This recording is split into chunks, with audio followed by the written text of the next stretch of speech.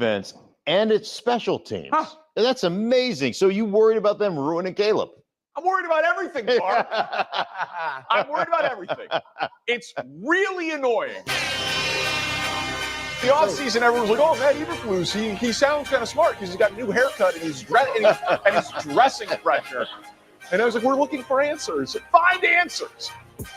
This is where Wisconsin gathers to talk sports. Packers, Brewers, Badgers, Bucks. The Wisco Sports Show is on the air. Now, here's your host, Grant Bills. I hope you enjoyed the weekend without having to worry about the Badgers or the Packers. Excited to talk about Week 10, excited to talk about football. I don't play that bit of audio to like make fun of Bears fans. Oh, the Bears still suck. They do right now, but I'm not gloating. I just needed a little piece of audio to start the show, to get us into the show. I saved a lot of commentary about the Bears from Bears people. That's Danny Parkins on Fox Sports 1 Breakfast Ball. He does a show with Mark Schlereth and Craig Carton. I don't often watch that show. It might be great. It's just not really the time of day that I'm watching television. I watched a little bit of Cowherd and I watched a little bit of First Things First. Never seen Breakfast Ball, but I wanted to hear what Danny Parkins had to say about the Bears today. It was good. So that's the soundbite that I chose to get us into the show. Bears fans, I'm not trying to rub your nose in it. Just needed something to get us into the show. And maybe I shouldn't have done that because Rick from Spencer texted in at 3:56, right before we went on air. And he said, I was listening to sports radio out of Dallas to kill time before work. Jerry is getting killed. Micah too. We are so lucky. I want to thank Bob Harlan and Ron Wolf for a successful structure. Maybe the takeaway from this weekend is the Packers weren't playing and the Badgers weren't playing too. So we could learn a lesson about the Badgers too in a weird roundabout way. But maybe the lesson, and Rick, I think you're kind of hinting at it here, maybe the lesson that us Packers fans can take away from all the football we watched yesterday, there are a lot of teams that are just a mess because of ownership, because of bad general managers, because lots of different reasons, right? Some teams are cheap. Some teams are dumb. So it's a combination of all. Some teams are a combination of all of those traits. The Packers are none of those things, right? And I think, Rick, your text really cemented this in my head, but as I was kind of getting ready for bed last night, thinking about all the football I watched, and it's like, okay, no Packer game today. What are we going to talk about tomorrow? There are a lot of dumb teams, and I guess Packers fans, we can count our blessings after watching some really, really dumb teams yesterday. The Bears are one, but I don't know. We're going to talk about the Bears here to begin the show. We have a lot of time to hash through what we saw this weekend. This is the Wisco Sports Show. My name is Grant Bills. I hope you had an excellent weekend. I'm glad you're here. Happy Veterans Day, first and foremost, to all those who have served and committed a lot of time, a lot of energy, committed everything to our country. So I appreciate that. We all do. And if you're someone who runs a business or can extend a favor or any sort of gratitude to veterans in any way, highly encourage you to do so. And I know Bill talked about that earlier today, but it is Veterans Day. Yesterday, also a day of lesser significance, but a significant day to this show, is the 49th anniversary of the wreck of the Edmund Fitzgerald. And as we always do on the show, we're going to commemorate that with a couple fun interviews. And it works out this week with the Packers and Badgers being on bye. I was joking with Ebo earlier today. Like, imagine if the Packers had won some massive game yesterday, the Badgers pull up some huge upset this week, biggest win of the Luke Fickell era. And then I'm the guy coming on the radio on Monday to talk about shipwrecks. But it works out well with both of our teams being on bye. We're going to have two conversations. One at 4:30, you're going to hear from Jay Gabler. I had never connected with him before. He wrote a story in the Duluth News Tribune last week that really caught my eye. It was a really interesting conversation that I recorded last week. You're going to hear that 4:30. And then at 5:30, if you have been a listener to the show for a while, it's a name that you might remember. This is his third annual appearance. It's Rick Mixter, who is a documentarian, a lecturer, an author, a diver. He's dove over 100 shipwrecks in the Great Lakes, and he is just electric. So excited to play that in for you at 5:30. 608-321-1670. Text show as Rick from Spencer is done. You can comment on the live stream as well, YouTube, Facebook, and on Twitter. There were 3 games yesterday that I was interested to follow. I won't go so far as to say that I was interested in watching them because they weren't all sexy, entertaining games. I was interested to see the result, right? I was interested to learn something from these 3 games. Commanders-Steelers, right? Because all of a sudden, that's a premier matchup. Imagine 2 months ago being like, hey, week 10, I can't wait for Commanders-Steelers. It's like, do the Steelers have a quarterback? Commanders with Dan Quinn? Like, are they even going to be any good? Both of these teams have built themselves into very good teams, but also very entertaining teams. So I was excited to watch that game yesterday, which 2 months ago could not have imagined that. I was excited to watch Bears Patriots, 2 quarterbacks taken in this year's draft, 1 overall and 3rd overall, dropped into very different situations. A winnable game for both teams. I was excited to watch that game yesterday and see what happened. And also, I was excited to see the result of Chargers Titans. Not necessarily to watch that game, because who is dialing up Stream East or, direct Sunday NFL Ticket? That game is on the bottom of the docket. No one's like, I can't wait to watch Chargers Titans. But we talked a little bit about the Chargers on Friday's show with the Reef. I think the Chargers are sneaky, really good, and could actually be a contender in the AFC. But I kind of needed to see them knock the lights out of the Titans. Like, as I said on Friday, if the Chargers win that game 15-13, I'm left thinking, same old Chargers. No, but they took it to Tennessee and they flexed their muscles a little bit. Okay. So I was excited to see that game. Let's start with Pittsburgh, Washington. A couple brief thoughts. So Pittsburgh wins 28-27. But the Steelers botched a fake punt way backed up in their own territory. They fumbled near the goal line. This game probably shouldn't have been that close. It probably shouldn't have been a 1-point game. And that's not to take away anything from Washington. I thought Jaden Daniels had some awesome moments, and I think Washington is still very, very good. I don't know if they're Super Bowl contender good, but they're very, very good. I'm not taking anything away from Washington when I point out those couple of plays that maybe made the score a little bit closer than it should have been. I say that to compliment the Steelers. Like, this is a real team. This is not just a pesky, grimy, find ways to scratch out wins team. This is a real team, and I don't know why, but I like them. I've never liked Russell Wilson before. I've always been indifferent at best on the Steelers. The last couple of years, they've just annoyed the hell out of me because it's like, God, they find a way to win 8 or 9 games. They're always on TV, and they're not any good. Well, now Russell Wilson has kind of not reinvented himself, but rediscovered himself. He's playing the same brand of football that he succeeded at a high level with in Seattle. And Pittsburgh now, Mike Tomlin and some of these characters who maybe would have me rolling my eyes. Well, now that they're winning, it's actually really fun. I like watching the Steelers. They have an outstanding defense, and they added to their pass rush, which features Nick Herbig and TJ Watt and Keanu Benton. So Badger fans, we love that. They just acquired Preston Smith, who I'm going to root for. They're known for their defense. But now with Russell Wilson in their last 3 games, which spans over a month because they had a bye in there. So Russell Wilson has made 3 starts. They've scored 37, 26, and 28. They're not winning games 18-16. They are putting together drives and putting up points. This has been a fun team, a fun offense to watch. And George Pickens and Mike Williams fit so well with how Russell Wilson likes to pass the ball. He likes to do those drop in the bucket, deep shots. Pickens is incredible at it. That's been Mike Williams' MO his entire career. Not that you would have known it watching him with the Jets. They just fit really well. And I think Pittsburgh, unless something changes, can play with any team in the AFC. I don't think they can go on a run because I don't know that they can do it 3 games in a row, which is what's necessary to go on a run and to make a Super Bowl. But if you were to tell me right now, hey, the Steelers are going to beat the Chiefs divisional weekend, I might be skeptical of that, but beat the Bills? Oh yeah. Beat the Ravens? Mm-hmm. Beat any other team? Oh yeah. The Chiefs, I'd have to squint and think about it, but I could see it right now.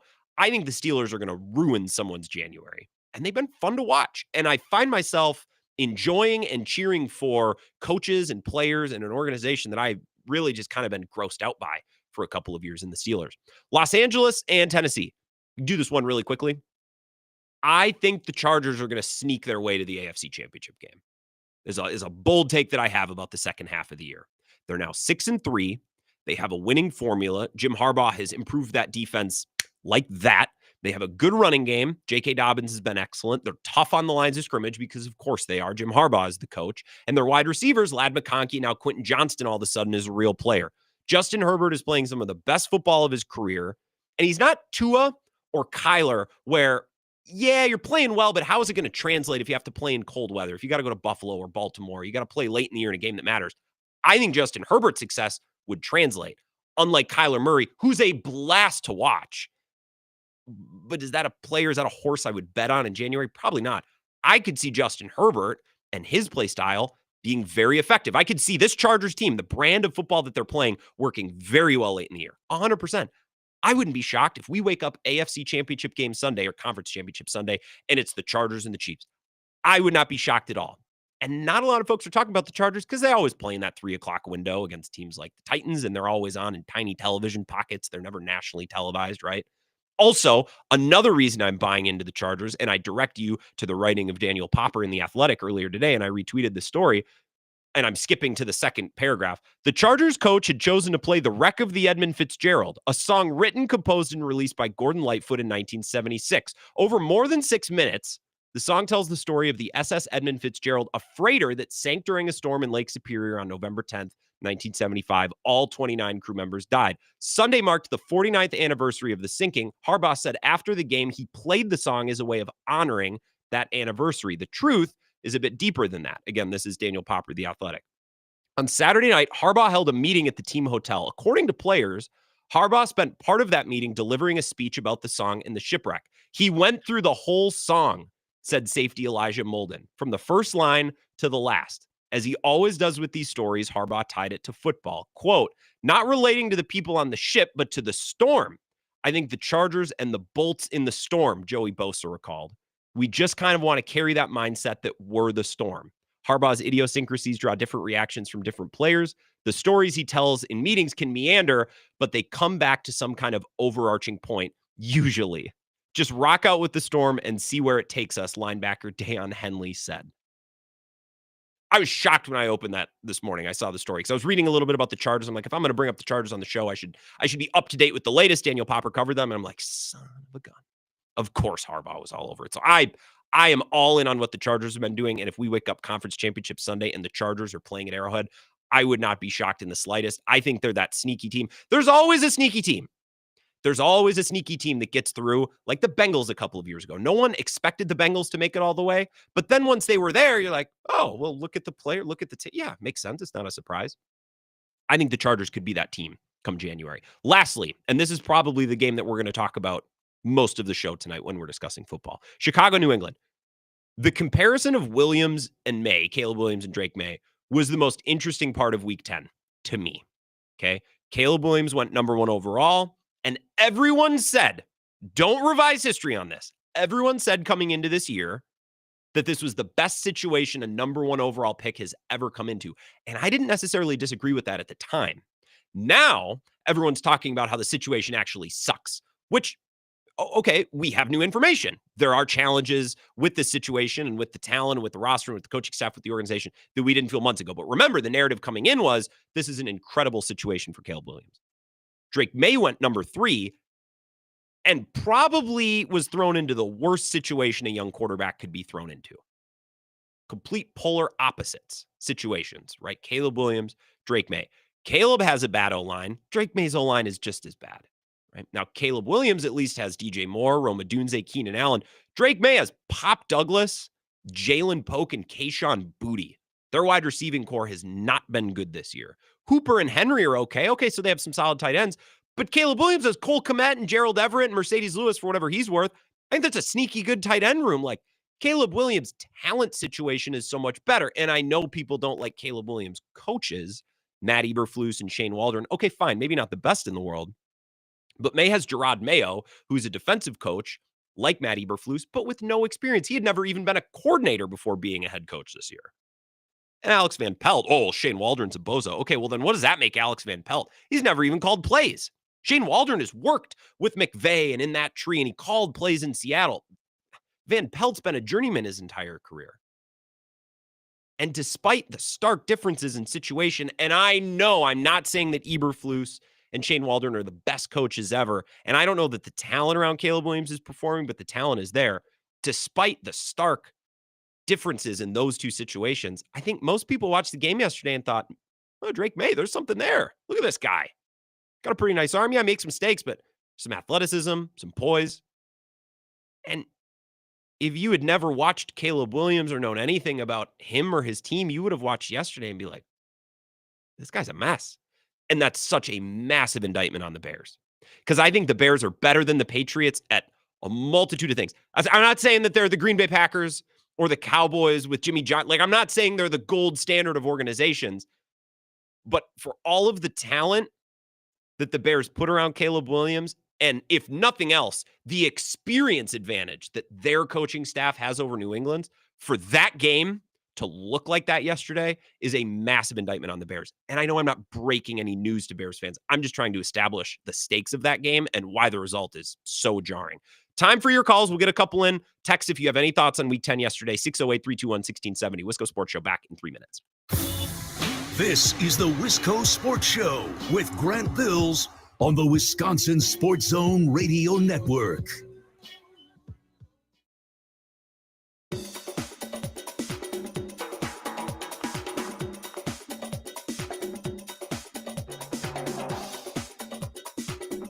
The Wisco Sports Show will resume in 3 minutes.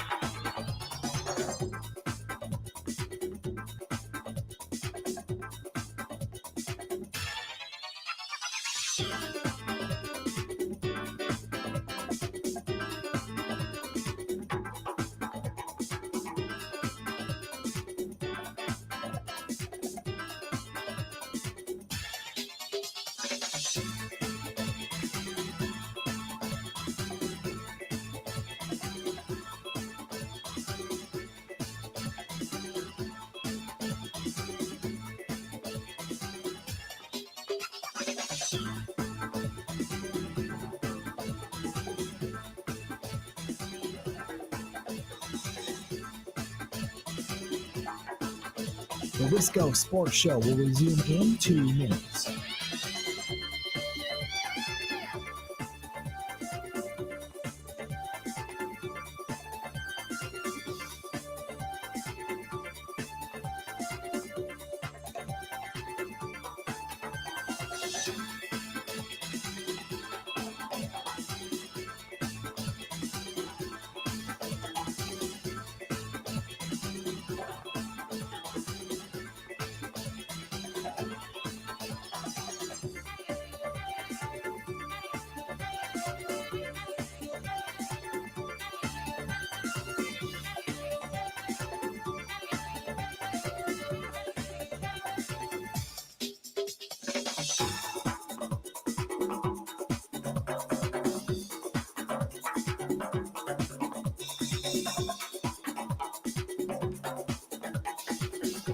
The Wisco Sports Show will resume in 1 minute.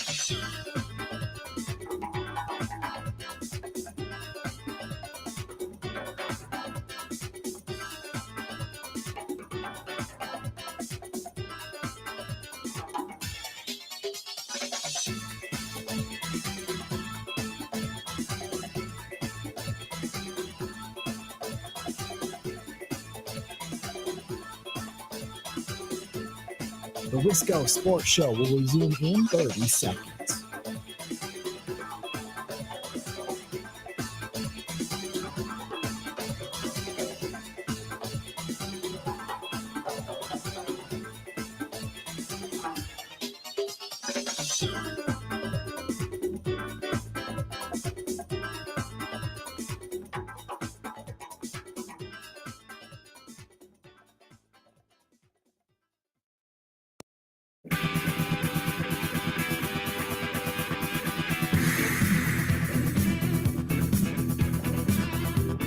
The Wisco Sports Show. Happy Monday. Hope you had a great weekend. It's kind of nice not to have to worry about the Packers. It was really nice to not have to shoot a 3-hour hole into my Saturday to watch the Badgers do whatever the Badgers are doing these days.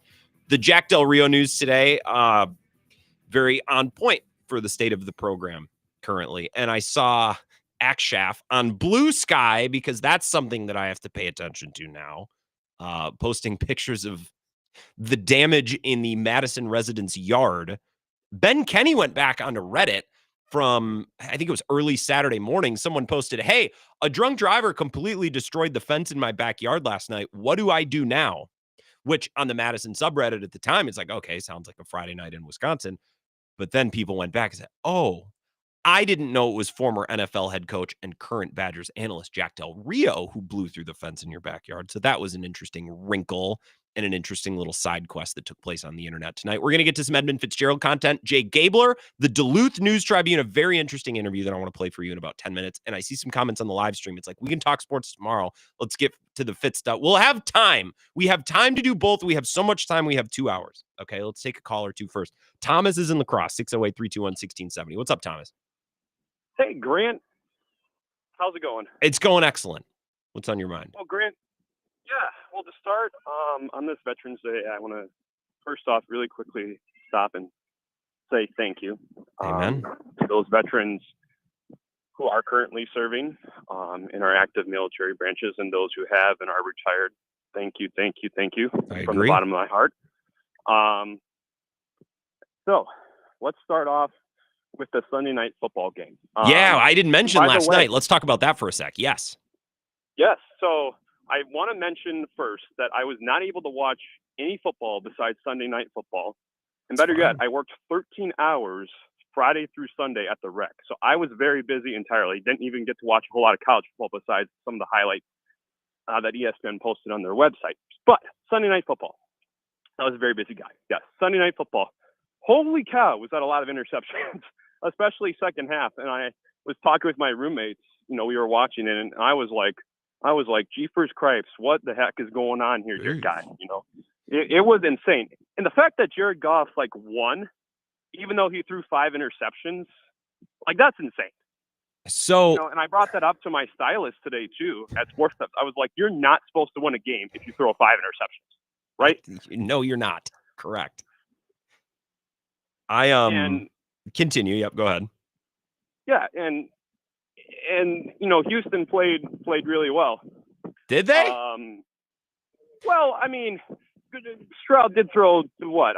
Did he throw 2 or 3 interceptions? I didn't see the final number. So I don't remember how many picks he threw. I know it was at least 2. Thomas, I appreciate it.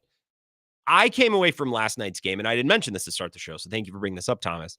I came away from last night's game more down on the Texans than I came away up on the Lions. And that's not to take anything away from the Lions. I'm not going to sit here and be like, the Lions got lucky.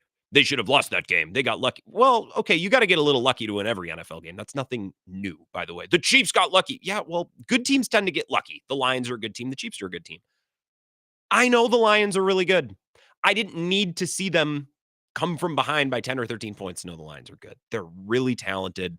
Their mindset, which stems from Dan Campbell, is nasty, and they don't give up and they don't give in.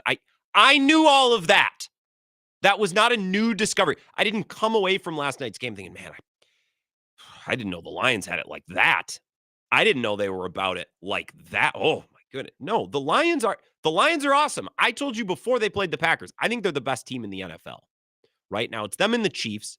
And I think if they were to play a neutral site game, or, you know, if they were to meet in the Super Bowl, I think I might still pick the Chiefs just because I think Mahomes and Andy Reid are that good. And that's a team that has it in them in the biggest moments. The Lions have the better roster. I think the Lions are more talented. The Chiefs might have the better quarterback. I think when you value all of the different pieces of both of the Chiefs and the Lions, it kind of comes out pretty even. I think pretty evenly about both of those teams, even though they're both different. I think the Lions are unbelievable. I didn't need to see them come back to win last night's game to know they're unbelievable. The Texans, you can't win that game at home. I really have to reevaluate how I feel about the Texans. And I think we've all been kind of looking side-eyed at the Texans for about a month now. Man, is Bobby Slowick, can you get this offense unstuck? Why is CJ Stroud always in 3rd and long? Why? But CJ Stroud made a couple of mistakes last night too. So my takeaway from Sunday Night Football yesterday was, I think we need to reevaluate the Texans. Not necessarily, holy balls, the Lions are amazing. We knew the Lions were amazing. Last night was just another example. I thought, what an unbelievable spot after a mini bye, right? The Texans hadn't played since last Thursday night. They had all this time to rest and recuperate. They had the game at home and they had a lead and they couldn't win it. I come away from that game more down on the Texans than up on the Lions because I was already all the way up on the Lions. All right, time for one more call. Then we'll get to our break. 608-321-1670. Wisco Sports Show. Who's this? Hey, Grant. Tony from Texas. Just a smorgasbord of football yesterday. You know what? Chiefs and Lions win. Some say it lucky. I think they put themselves in that position to be lucky. They're good teams, man. And then you look at Tampa Bay, team that's kind of been snake bitten this year. To me, they're the surprise team next year. Eventually, they're going to get their receivers back. That's a good team. Baker Mayfield, the Browns would love to have that guy back. What do you think about Baker? Did you watch any of that? Dude, he doesn't quit. And we've been, Bill and I, we make our picks each and every week. And I don't bet on these games, but I kind of keep a running tally that way of, how I feel about certain teams and how confident I am. And to just give you an idea, I've kind of been fading the Bucs the last couple of weeks because they keep losing these heartbreakers, right, Tony? Like they've lost 4 in a row and they've lost 1-score games to San Francisco, the Chiefs in overtime, Atlanta, and Baltimore. And I keep thinking, well, at some point, they're just going to let go of the rope and get blasted. And they haven't. Like, this team fights even without their 2 biggest weapons. They're so tough. Yeah, credit to Todd Bowles, credit to Baker, Cleveland again, making a mistake. Jimmy Haslam curse. I don't want to get into Giannis, but we'll talk about Giannis and the Bucs some other day. Sure. They're just disgusting to watch. Speaking of disgusting, the Dallas Cowboys, your Dallas Cowboys. I run into these people, these players, these coaches once in a while because I live in Dallas. I ran to McCarthy before the season started in Frisco at the Star, they call it, because I had a hotel there. And I saw Big Mike. I go, hey, Mike, I'm shocked they brought you back. And he goes, I was too. Mike should have just resigned, or we joked, should have held out. They put him in the worst possible position. Micah Parsons, what a disgrace. That's like Clay Matthews talking about him when he was in his prime. What a joke. The Cowboys are a joke. Speaking of other jokes, the Jets are a joke. Aaron needs to retire. Just a mess. Cowboys and the Jets. So and Saints. These teams are so bad. Be thankful for what we have, Packer fans. Yes, and I think that's the takeaway from yesterday. You mentioned 2 other games. Watching Kyler Murray is so fun. When he's on, I don't know that there's a player in the NFL is fun to watch. And you're right about the Cowboys. I only 50% believe that interaction happened, by the way, Tony. I'm calling slight BS on that. Respectfully, of course. I'm not sure that I believe that, but whatever. That you had that exchange with Mike McCarthy. Micah Parsons is just an idiot saying that. He's like, well, Mike can go wherever he wants. His contract's up. Do you think Mike wants his contract to end? Do you think he came into the year thinking, great, I'm a lame duck head coach. Awesome. That's not what Mike wanted. Micah Parsons is holding his idiot owner's mistakes against his coach. Just shut up, dude. And then earlier today, he was tweeting through it. Something that we don't have to deal with as Packers fans. Bad ownership, bad public relations from coaches and players. It's an absolute mess what's happened in Dallas. And the Sun thing, we've known that Jerry Jones has been a problem for a while. It hasn't actively hurt them on the field. Jerry Jones isn't calling plays. Jerry Jones isn't on the field impacting games. But yesterday with the sun and the shades, it straight up cost them a touchdown. And then Jerry's just so against it. What, do you want me to build a new stadium? No, dude, lower the blinds. Are you stupid? I'll answer that question. I think he might be stupid.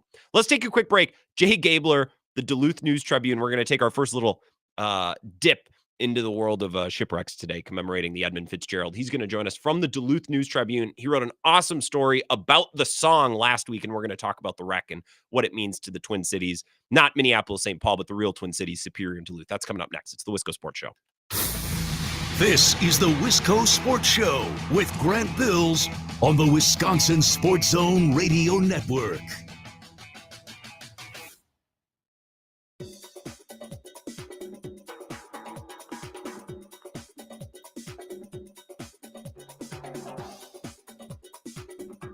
The Wisco Sports Show will resume in 5 minutes.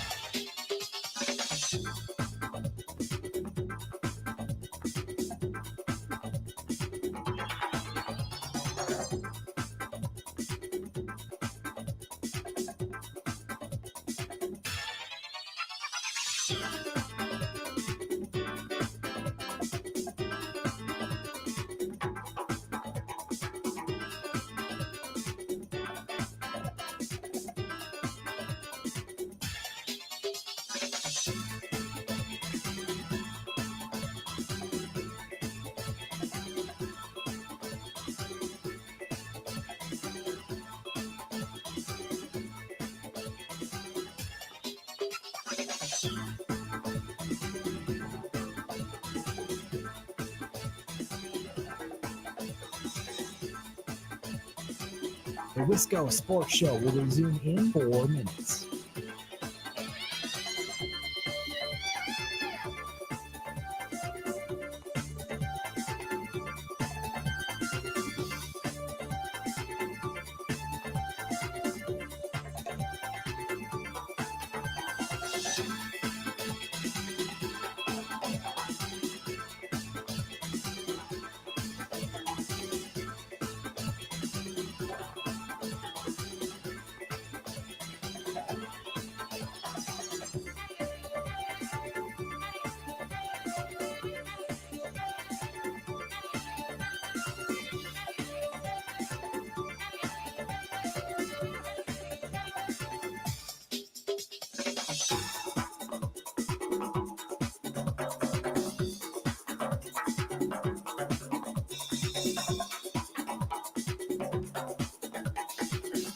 The Wisco Sports Show will resume in 3 minutes.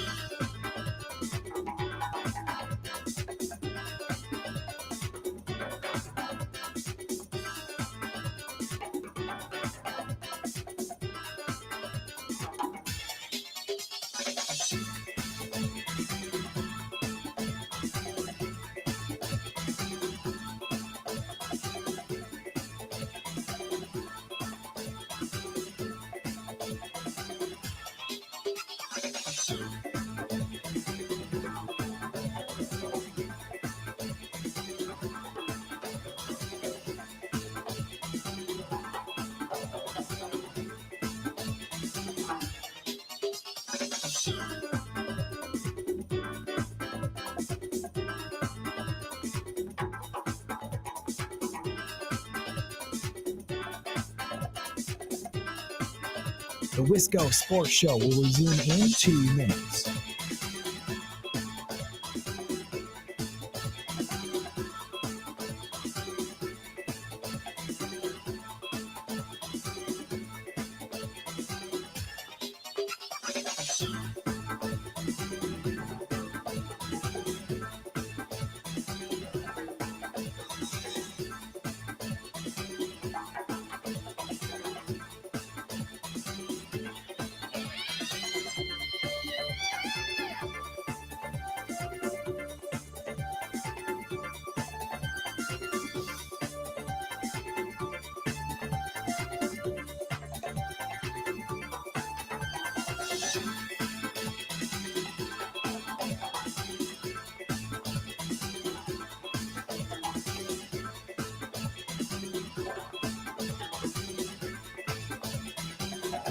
The Wisco Sports Show will resume in 1 minute.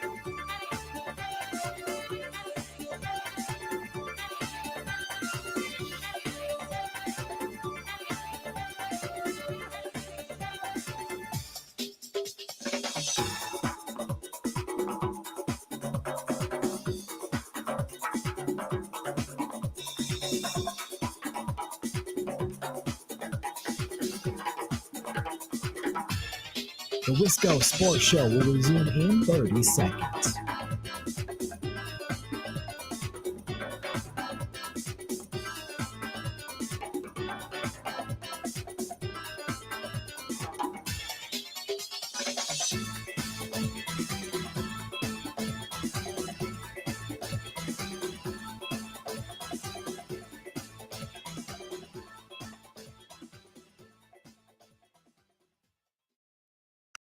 A freighter carrying a crew of 29 disappeared on Lake Superior during a severe storm last night, and so far, no survivors have been found. The freighter, the Edmund Fitzgerald, was transporting iron ore when it ran into high winds and 25-foot waves.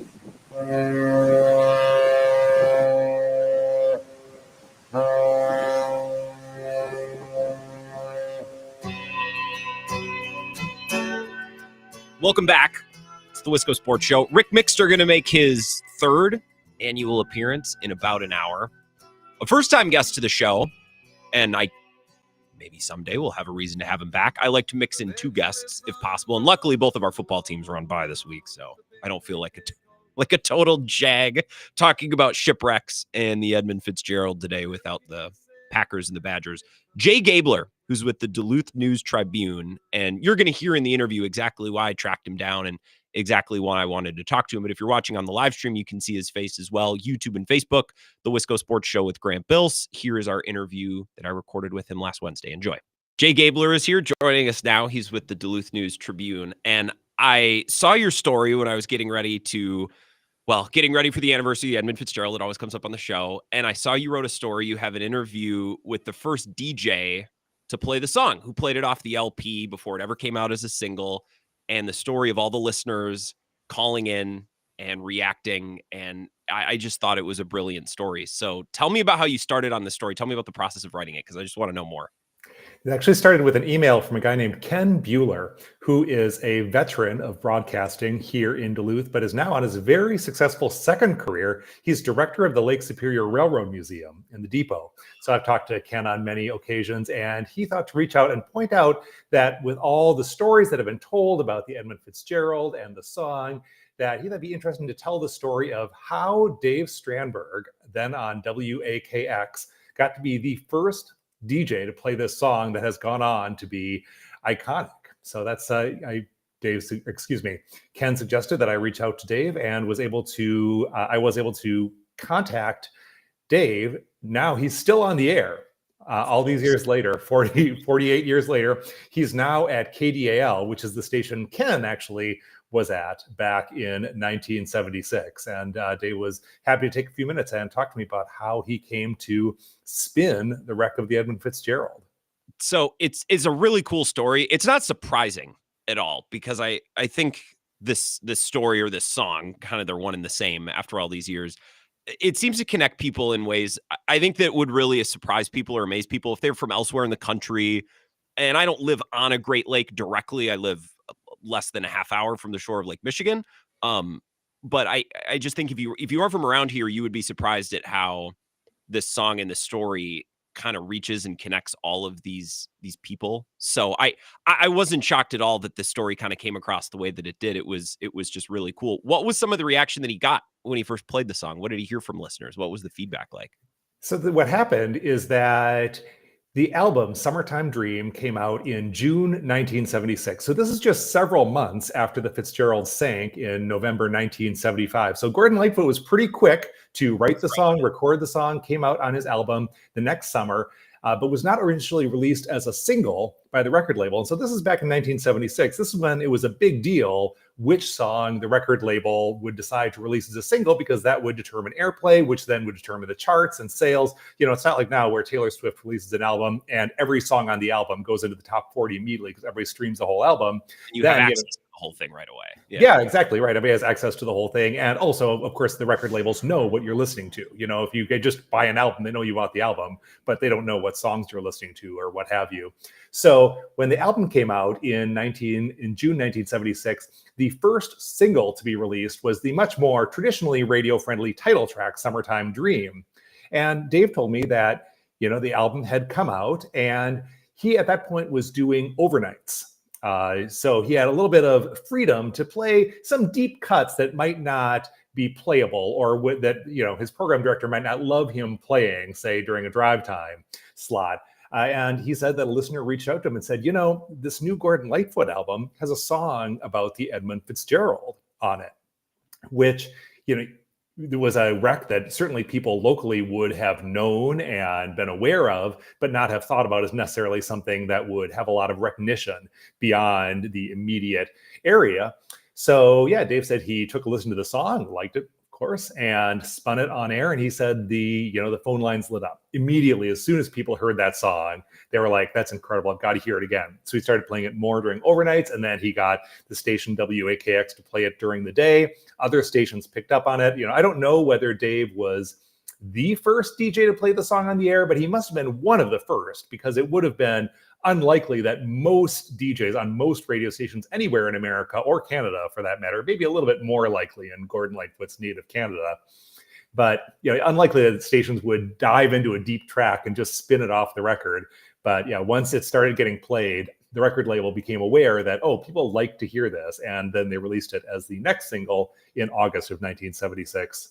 The rest is history. I guess it's not surprising in Duluth. Like if someone were to call an overnight station in Texas or Florida, it's like, this is a really cool song. And the overnight DJ might listen to it and people might hear it and be like, oh, that's kind of cool. But it's the local factor in Duluth, or if you were to, you know, go across the way in Superior or anywhere around the lake or even up into Canada, like humans are very simple creatures. Like if I hear a city or a word in a song that I know of, like I like that.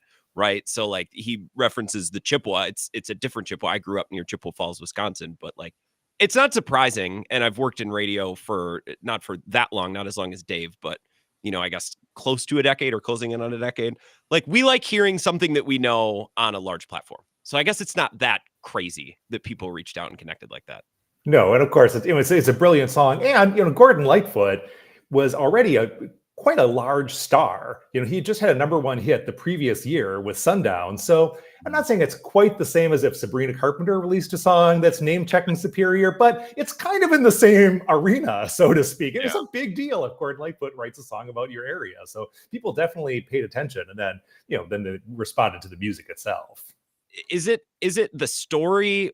Because I was thinking today about the song American Pie, or I guess the song Hotel California, which is a little different because a lot of that song at the end is, and I don't know exactly how long it is, but there wasn't a radio edit for a song like that, right? Like they didn't cut it. They kept the whole solo. I always wonder, and I see you write a lot about music and other things, and you've worked in radio as well, like why people choose to accept a song that's 6 minutes long. Because a lot of 6-minute songs, like even on Spotify now, like with our attention spans, will be like, well, I'm not going to sit. But then every once in a while, we're like, yes, and I want the whole thing, and don't even think about shortening it and skipping it. And this is one of these songs for whatever reason.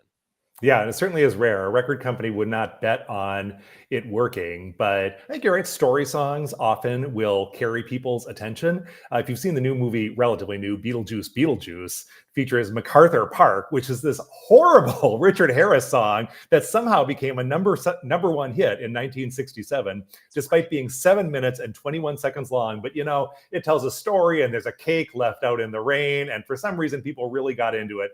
So yeah, and the idea of a ballad or a sea shanty, you wouldn't call a record of the Edmund Fitzgerald a shanty, but a ballad about life at sea. I mean, historically, this has been a popular type of song. Long before there was radio, people enjoyed songs like this. So it makes sense intuitively that people would respond to this. It is kind of an anachronism, but it's also fascinating, I'm sure all the more so from the perspective of 1976, that he was writing this very sort of old, ancient sounding song about a wreck that was still relatively recent news. People certainly in the region would have known about and been aware of that wreck. And even listeners, who might not have been aware of the wreck of the Edmund Fitzgerald when it happened in 1975 would have been interested by the fact that it was recent history. And it might have hit people a little bit like Bob Dylan's political songs in the early 60s, that he writes these timeless songs, but that are actually speaking to something that's happened very recently, which is hard to do. It's certainly a rare talent. And I don't know medieval history or anything like that, but I watch Game of Thrones, for example, and you always get these hints, you get these references to songs written about battles where lots of people died. Like that's why we used to write songs. It's like we need to memorialize. So it is kind of cool, and I know it's back in 1975, but very much in modern history that we kind of have an example of that. We don't write songs about crazy elections or crazy, it doesn't happen. And I know that's poignant with an election this week, but it's just kind of a throwback to something that would have happened a long, long time ago. And I think that's kind of cool. Jay Gabler is here. You can read his work. And I was reading some of his work. I want to hit on another story they wrote, Duluth News Tribune, excuse me. And we have the Wisconsin Journal Sentinel. We had a State Journal writer on earlier today. I'm always confusing them. You know what I think is interesting? And you had a quote from a man who used to be the mayor of Duluth, who was first the mayor of Superior. He went Superior to Duluth. Herb Bergson, the mayor of both Twin Ports. And then I was reading his story, like he had a drunk driving incident and then a very public quote about how I'm never drinking again. And then he got another drunk driving. Like for whatever reason, I was reading the entire story of Herb Bergson. But right, these politicians or these people in power on the lakes, they always speak of Gordon Lightfoot as this great memorializer, this someone who paid such great respect. And I think if something like this were to happen today, there would be people who'd come out and say, well, you're profitizing this, right? You're making money off this. You're taking advantage of this. And I just never hear that about Gordon Lightfoot. Even people whose families or have a connection to the wreck, it's always with the utmost reverence. And I think that speaks volumes to either the man that he was or the job that he did writing the song. I just think that that's meaningful on some level. Yeah, I think both, especially since there were a couple of little details that he, now infamously got wrong in the song, and he, took care to go back and edit the lyrics after the fact. But yeah, certainly all I've heard from anyone who interacted with him during his lifetime, or certainly around this song, is that he was incredibly respectful. Always wanted to, be respectful to the families. And so people always appreciated that was the attitude he was coming at it from. They were so glad that he wrote the song. I imagine people are glad for him to make a little bit of money off it, given that it did so much to elevate the story of that wreck. And he was generous with his money. The reason that Herb Bergson gave that quote that you were mentioning, it was because he was declaring Gordon Lightfoot an honorary citizen of Superior, Wisconsin back in 1989, because Gordon Lightfoot was coming to town and was able to sort of receive this proclamation. But at the same time, Gordon Lightfoot had recently donated $2,500 to support the building of an ice rink in Superior, just because they asked him. So certainly Gordon Lightfoot has seen fit to share the wealth around Lake Superior, which I think helps endear him. Yeah, well, that goes a long way, especially with politicians. And my neighbor, my childhood neighbor, the man who lived next door, grew up in Baudette. And I remember him telling a story, and I don't know why I would have been talking to him about this when I was a child. But stories of them driving down to Duluth, right, in the snow back in, whatever decade it would have been, to see Gordon Lightfoot. He was always around up there. He was very much a presence. I wanted to ask you, this is something that I think about a lot. I was telling you a little bit before we started recording that I'm a fly fisherman. I'm always around. I live very, very close to Lake Michigan. I grew up on a lake in northwestern Wisconsin. Like I always love being in towns that are situated next to a river or lake, because I think those towns often kind of take on the personality.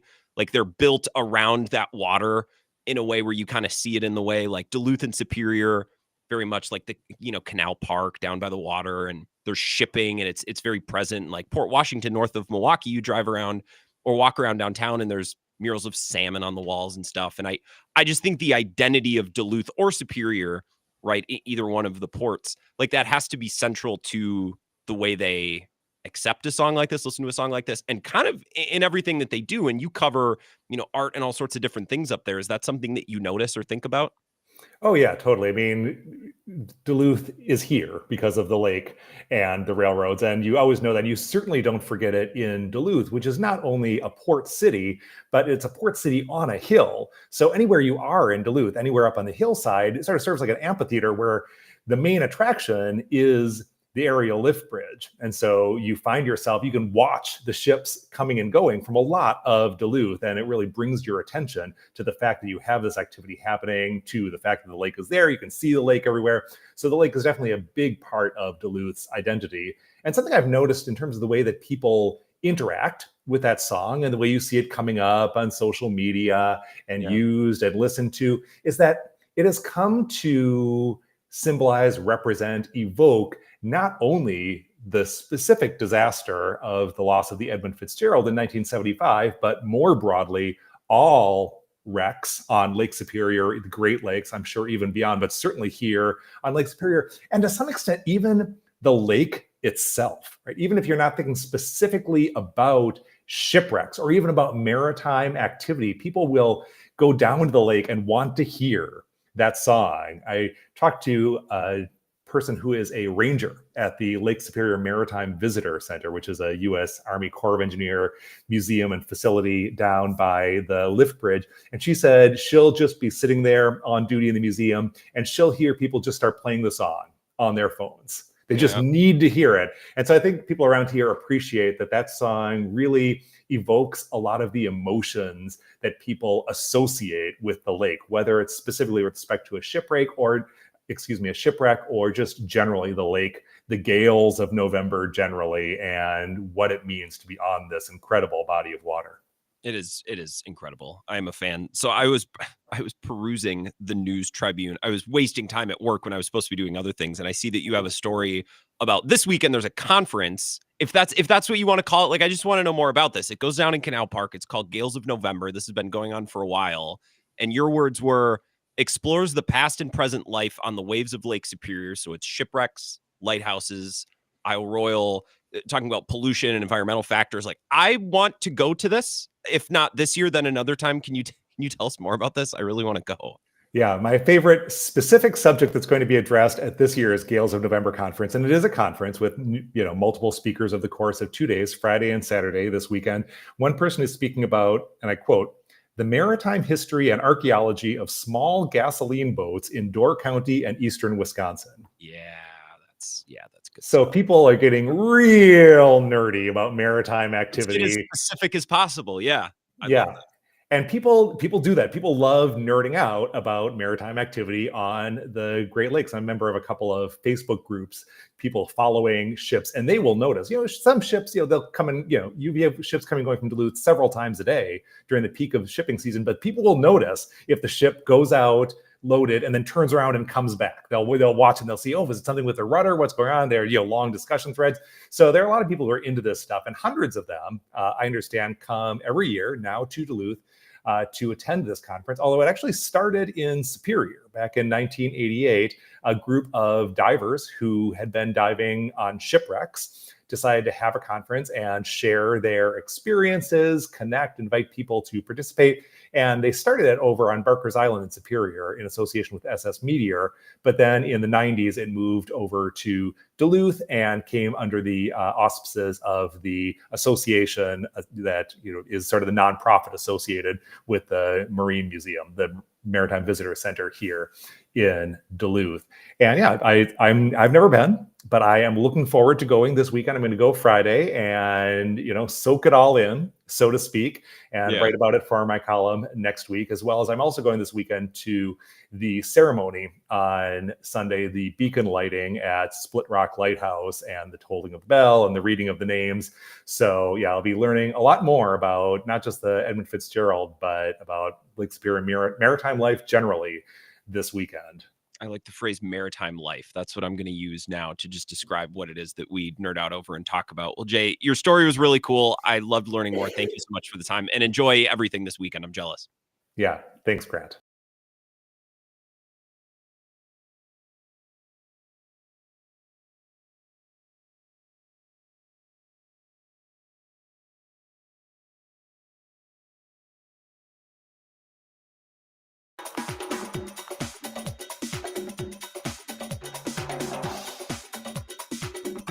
The Wisco Sports Show will resume in 3 minutes.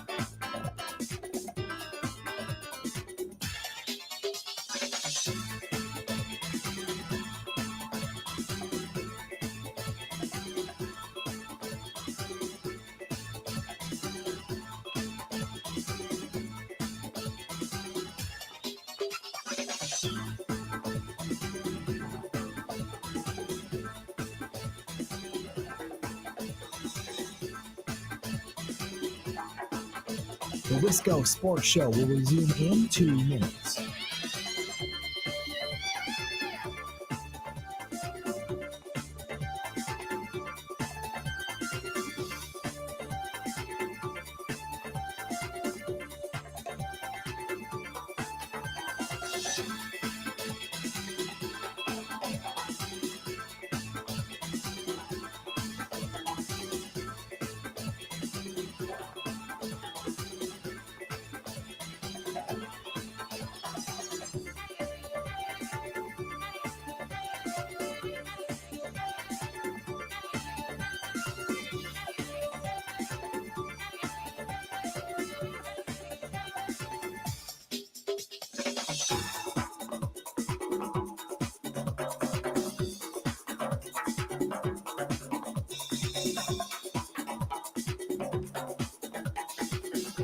The Wisco Sports Show will resume in 1 minute.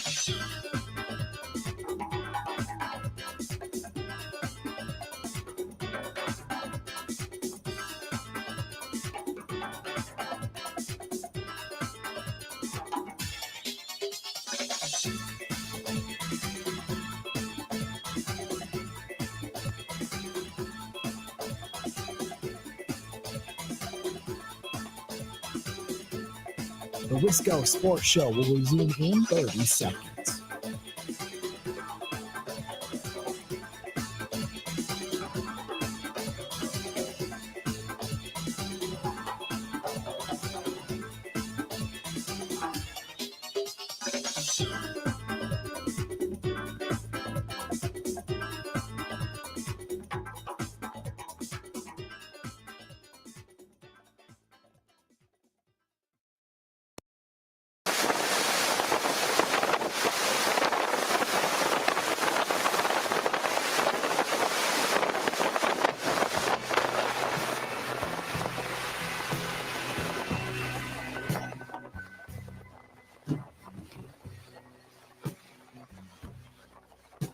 Does anyone know where the love of God goes when the words turn the minutes to hours?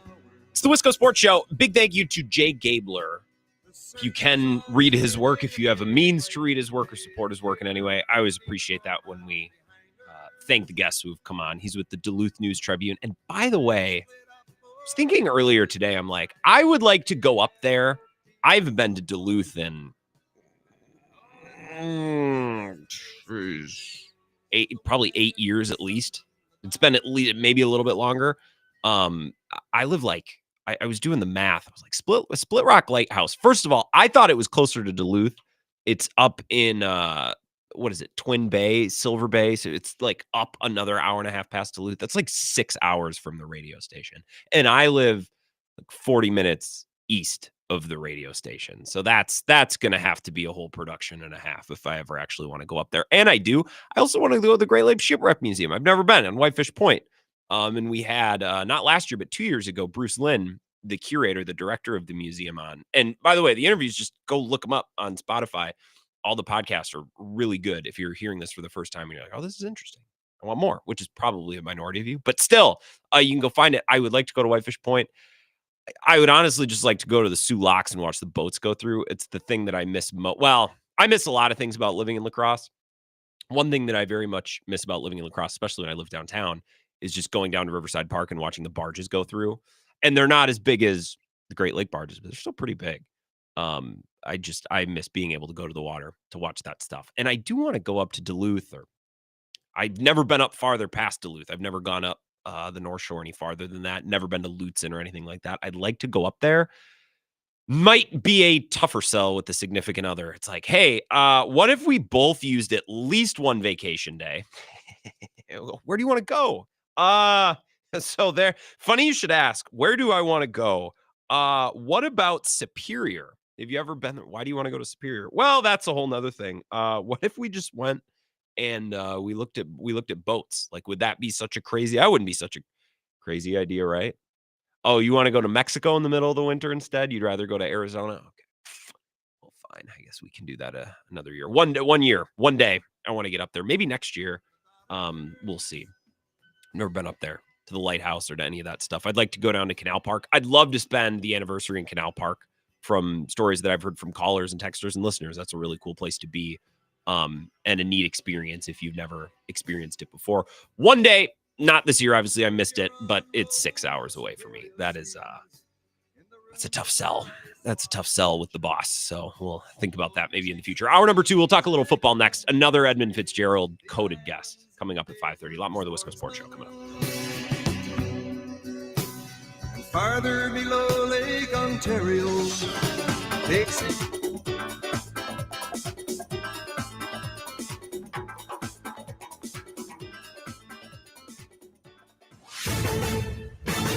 This is a Wisconsin Sports Zone update. Well, Milwaukee is tied for the fewest wins in the NBA right now with 2. They had a chance to get to 3 yesterday against Boston, but blew a halftime lead on their way to losing for an 8th time in the last 9 games. Bucks are tied with 4 other teams for the fewest wins in the league. Coach Doc Rivers says they know the situation they're in. Well, we just got to dig ourselves out of this hole that we're creating. We created it, all of us, me, them, together. I have no doubt we will.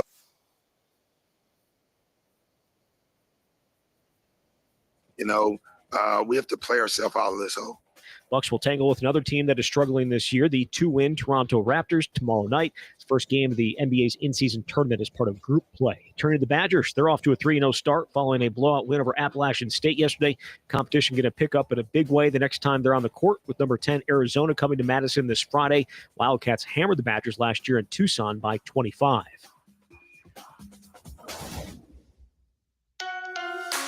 Rural Mutual Insurance, keeping Wisconsin strong. You're grateful for all the ways technology can connect us. Unfortunately, there are online scammers who want to take advantage. Malicious viruses, phishing scams, and identity theft are more prevalent than ever. That's why Rural Mutual includes cybersecurity protection as an option on every policy. Rural Mutual Insurance, keeping Wisconsin strong. Well, the Packers are back at Lambeau Field today following their bye week. They're going to start preparing for a trip to face Chicago on Sunday. Green Bay has not lost to the Bears since 2018. Chicago going to come in losers of 3 straight this year, haven't scored a touchdown in the last 2 games. And the Badgers are also back from their bye week. They're 14.5-point underdogs against number 1 Oregon. Kick on Saturday is at 6:30. With this Wisconsin Sports Zone Network update, I'm Zach Heil, print. It's offense, it's defense, and it's special teams. Huh. That's amazing. So you worried about them ruining Caleb? I'm worried about everything, Clark. I'm worried about everything. It's really annoying. The offseason, everyone's like, oh, Matt Eberflus, he sounds kind of smart because he's got a new haircut and he's dressing fresher. And I was like, we're looking for answers. Find answers. This is where Wisconsin gathers to talk sports. Packers, Brewers, Badgers, Bucks. The Wisco Sports Show is on the air. Now, here's your host, Grant Bills. Bears fans, I don't mean to make yesterday more painful by playing that clip, as I explained back at 4 o'clock. I need a soundbite. I need something to get us into the football talk. I need something to go into the intro. So Danny Parkins, formerly of 670 The Score, now he's on Fox Sports 1 there with Schlereth and Carton.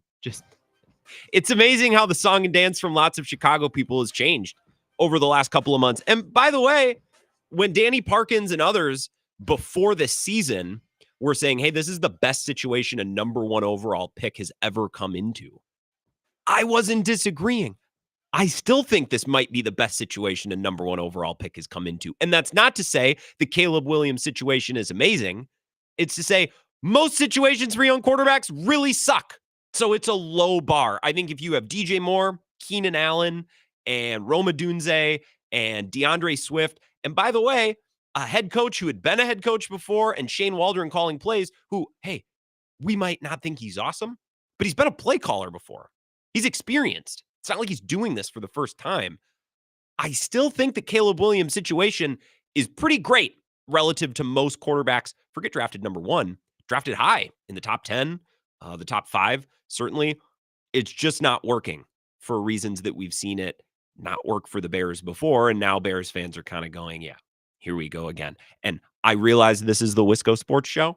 And I realize Bears fans that it was a painful loss yesterday, but the Packers didn't play. So we got to talk about the football. And I think most Packers fans were watching the Bears and Caleb Williams versus Drake May yesterday. So that's what we're talking about. I don't do it to gloat. I don't do it. The Bears still suck.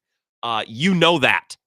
They do still suck. I don't need to remind you of that. It brings me no joy. I'm just a sports commentator commentating on sports, commenting on sports, talking about sports. This is the Wisco Sports Show. My name is Grant Bills. I'm glad you're here, and I hope you enjoyed your weekend. I got a hair in my mouth. It's going to bother me. So, sorry. Let me pause real quick there. Oh, got it. That's better. I hope you had a great weekend and got a little break from the Badgers and the Packers. Would love to talk football with you. We got about 20 minutes, 608-321-1670, because coming up at 5:30, a little bit more Edmund Fitzgerald content. Rick Mixter is going to make his return to the show after being on with us the last 2 years. Very thankful for him. But we got some time to talk football. So if you have thoughts, please, 608-321-1670. The games that I was most interested in, Pittsburgh, Washington, not really because it affects the Packers, but because those two teams have kind of surprised a lot of people this year with how good they've been. And a couple months ago, if you would have said, well, hey, let me tell you about a game in week 10, Pittsburgh, Washington, circle that on your schedule, I'd be like, why? I'm still not sure Washington's any good. I'm not sure that Jaden Daniels is any good. And the Steelers, they're boring. They're no fun to watch. Well, with Russell Wilson now and his 3 starts over the last month, he scored 37, 26, and 28. They're airing the ball out. Russell Wilson's throwing the deep ball to 2 great catchers of deep balls, George Pickens and Mike Williams.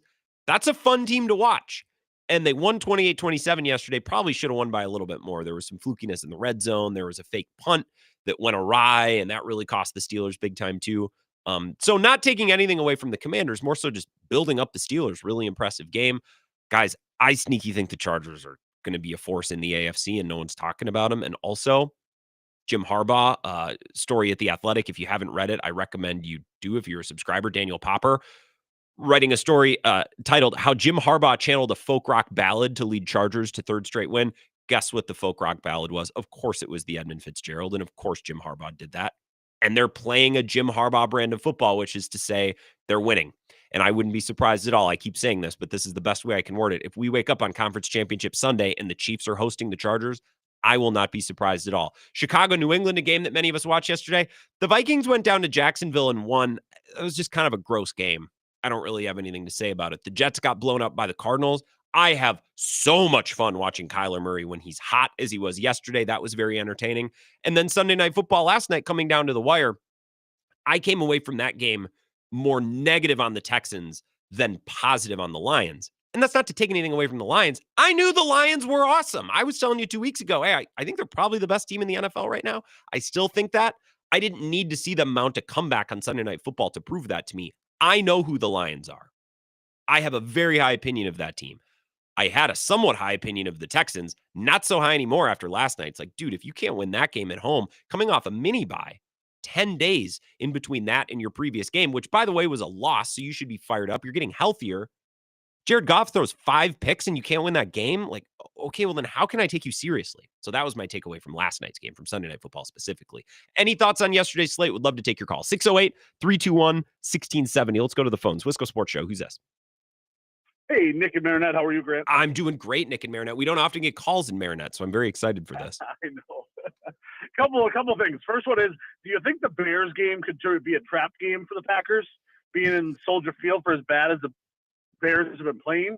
And second of all, after the games this weekend, where do you think the Packers are going to fall in the NFC as the rest of the season progresses? Ooh, where do I think they'll fall? Well, I think they'll continue to play better, but like, I don't think 8 or 9 wins is getting you in this year. 9 wins might not get you in because the Niners are playing better. Well, they're winning. I don't know if they played great yesterday, but the Rams look great. The Cardinals look great. Like, the Packers could play better in the second half than they played in the first half, and I think they probably will, Nick. But I don't know if that's going to get them a long way in the standings unless the Vikings really fall off and some other teams fall off. Trap game, I'm not a big believer in trap games in the NFL because I think anybody can beat anybody. I would be more scared about this game if the Bears fired their coach. That would have scared me because typically, I mean, look at the Saints one yesterday because Darren Rizzi is coaching them all of a sudden. They beat the Falcons, who've been really good. So I don't know if I believe that it's a trap game. I just think every game is losable in the NFL. Does that make sense? It does. And you mentioned coaches. Who loses their job first, Mike McCarthy or Matt Eberflus? Well, I think they'll probably both lose their job at the same time because if the Bears didn't fire him after yesterday, they're not going to fire him. Right. And I don't know if like Jerry has such a soft stomach for firing coaches. He waited forever to fire Jason Garrett. I don't even think he's going to fire McCarthy. His contract is up. And I think Jerry Jones is hoping that McCarthy will just leave, like trying to get your significant other to break up with you. You know what I mean? And then Micah Parsons throwing McCarthy under the bus after the game. I mean, it's all falling apart down there. Dude, what a dope. That was such a dopey thing for Micah Parsons to do. Nick, thank you for listening up on WNAM up in Marinette. It's just such a dope. And then today to tweet about it and be like, the media was twisting my words. Nah, dude, we all watched the video. Like, what do you mean we're twisting your words? We're watching you say it. It's not like someone tweeted something that kind of twisted the word. Like, and I saw a lot of people tweeting about Micah Parsons' commentary after last night's game, and I'll get it ready. I'll play it for you here before the end of this segment. A lot of people said, well, I thought certainly that was taken out of context. So then I went to watch the video, and actually it was worse than I thought. Right. And if you didn't see the comment, I'll play those comments for you in just a little bit. But the Cowboys they're a joke. Everyone is loose off the leash, saying everything and anything to the media. Jerry is arguing with reporters because his players are being blinded by the sun because they refuse to close the shades on one end of AT&T Stadium. It's just a joke. It's falling apart. 608-321-1670. Wisco Sports Show. Who's this? Hey, Grant. It's Tom in La Crosse. Hey, Tom. What's going on? It's great. How about you?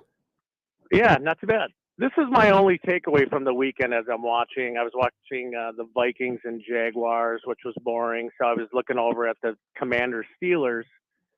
And, man, like, do we give the Steeler organization and Mike Tomlin enough credit for just, like, how does his message not get old? I feel like he's been there for 100 years coaching.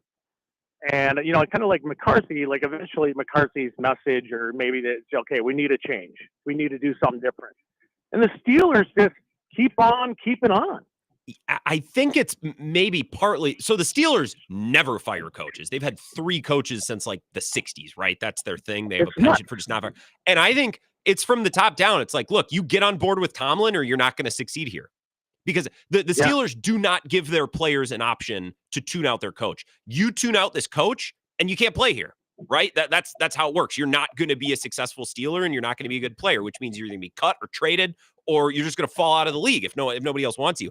I think that's part of it, right? It's from the top down. The ownership saying, this is your guy. Heed his message or pack your crap and get out. And I think that works in an era where very few organizations and leaders of teams are afraid to kind of operate that way.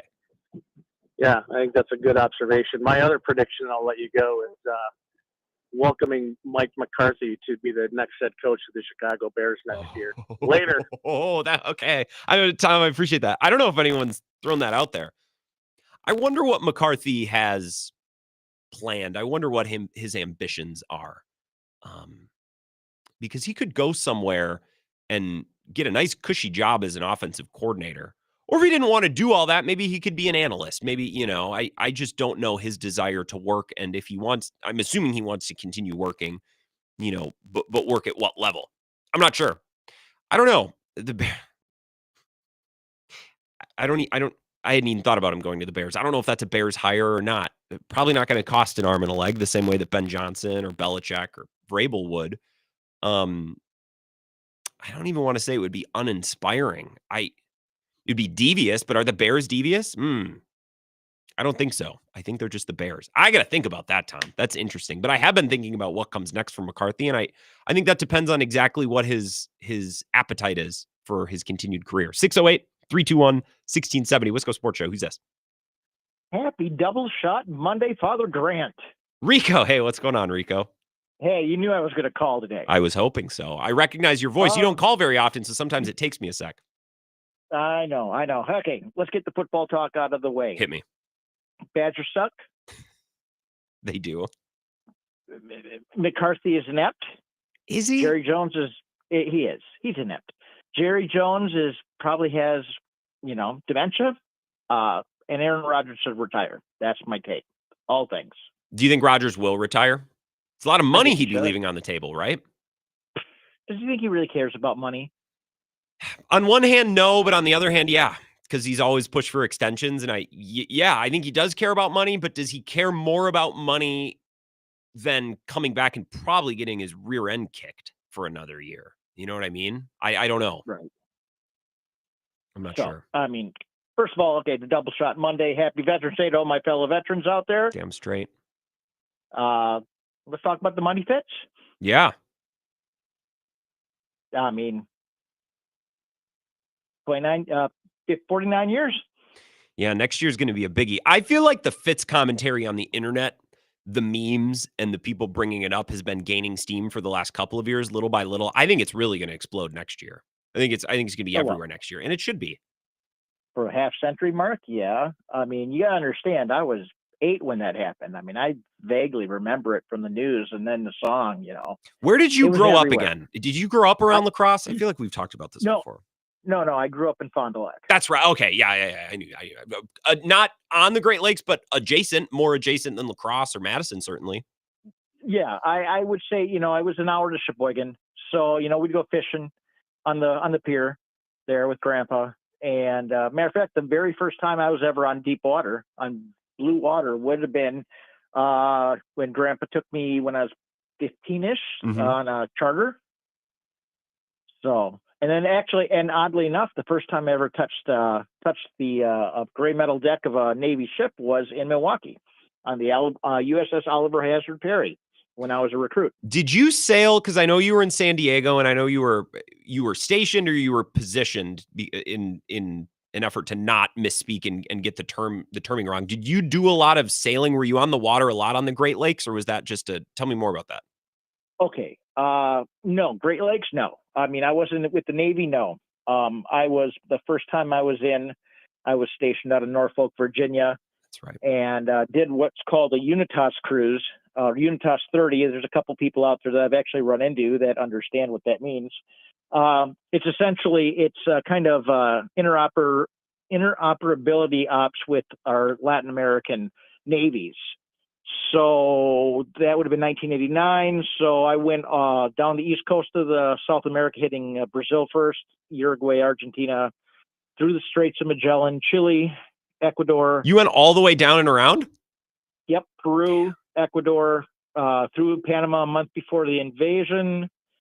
Colombia, we couldn't go on liberty because they had a $50,000 bounty. Escobar had a $50,000 bounty. Any Americans had, and $1 million on any officers had if they were kidnapped. And Venezuela, when it was still safe to go there. What were the seas like in the Straits of Magellan down by Tierra del Fuego? In the Straits, they were nice and calm. Mm-hmm. It was the stuff leading up to them and leaving them that were a little, we're talking 15, 20-foot waves.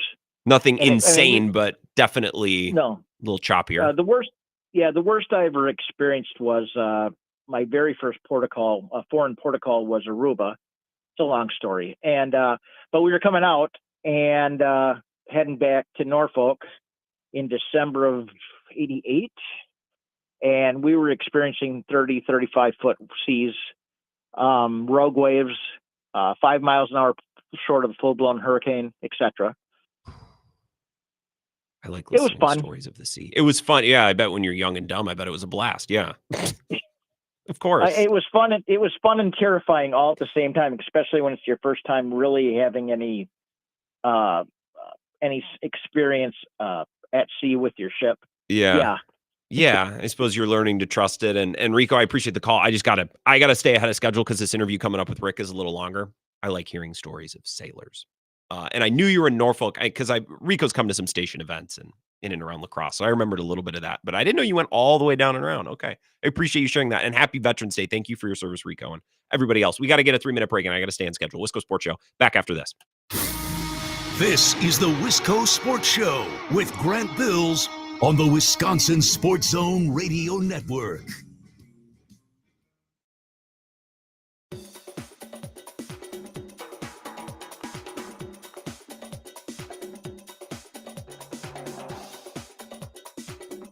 The Wisco Sports Show will resume in 3 minutes.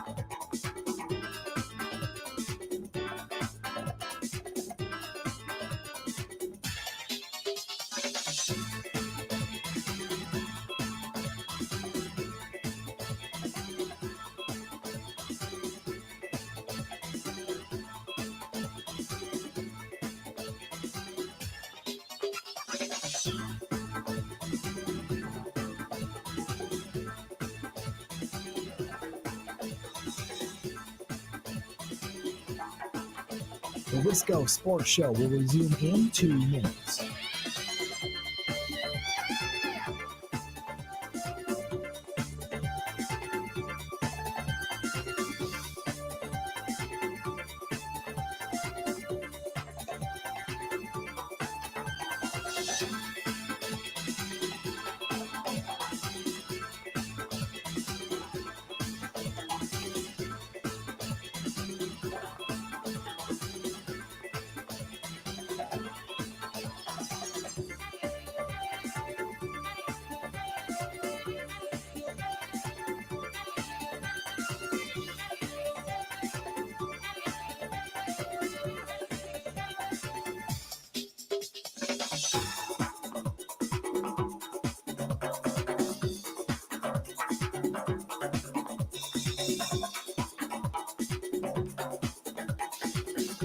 The Wisco Sports Show will resume in 1 minute.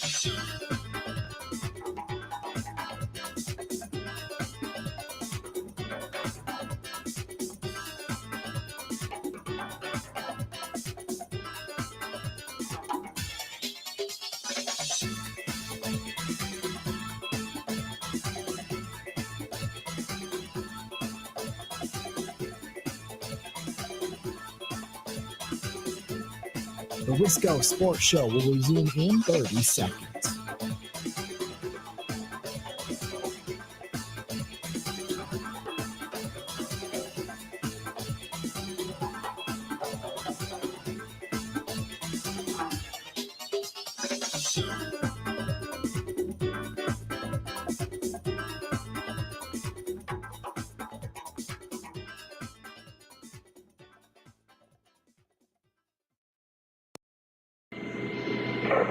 him how he was making out with his problem. He said he lost those vents and he had a lift, and he said he was holding his own. The last time I talked with him, he said he was holding his own, and that's the last time I lost contact after that.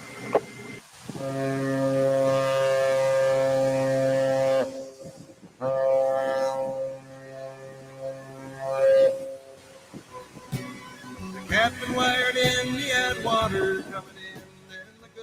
Wisco Sports Show, rolling along. Rick Mixter going to be back here in about 10 minutes. I got to go quick, but I got time to get another call or two. And just be efficient, please, because this interview with Rick is like 22 minutes, and I got to get to break at a certain time. There's a schedule. Got to stick to it. 608-321-1670. Wisco Sports Show. Who's this? It's Darnell. Hey, Darnell. What's going on? Hey. Yes.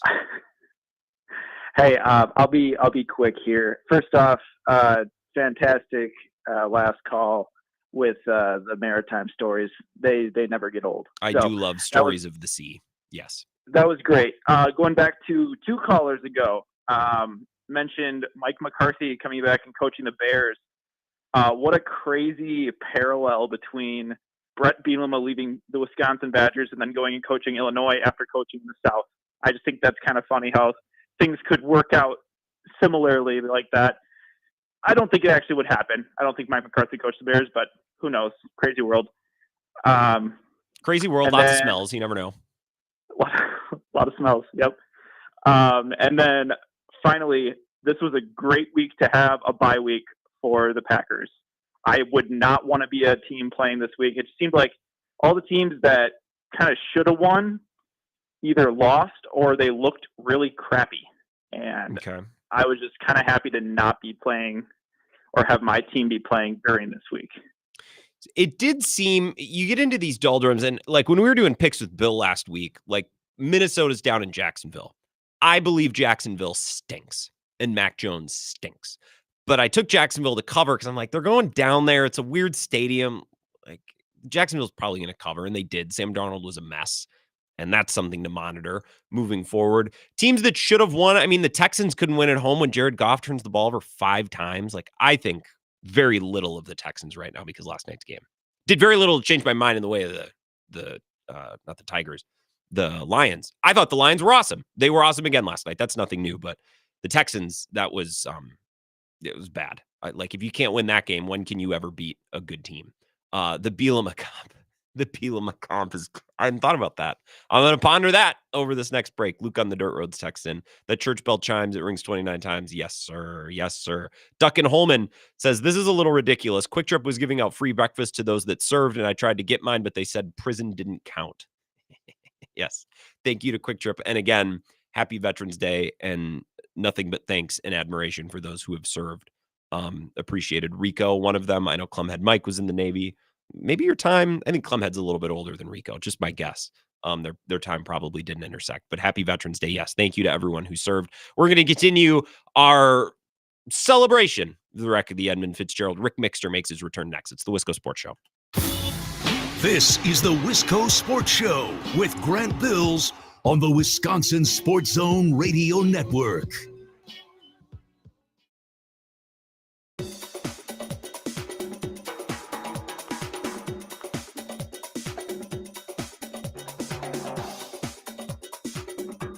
The Wisco Sports Show will resume in 5 minutes.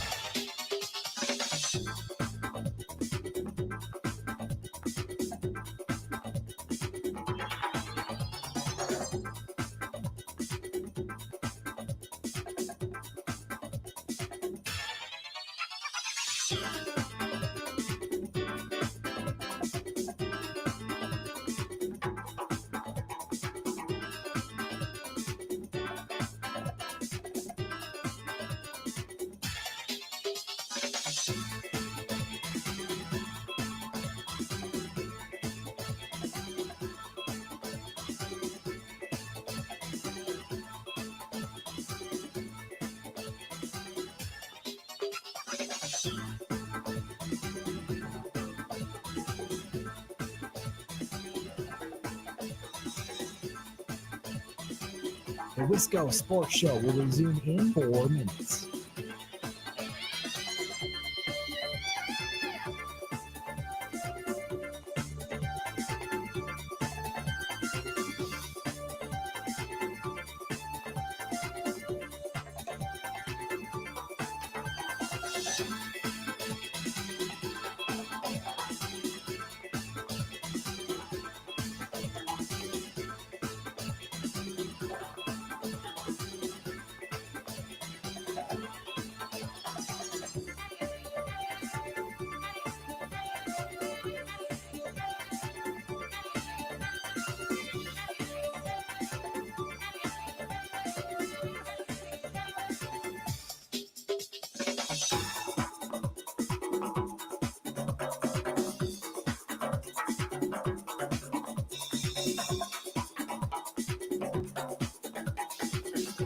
The Wisco Sports Show will resume in 3 minutes.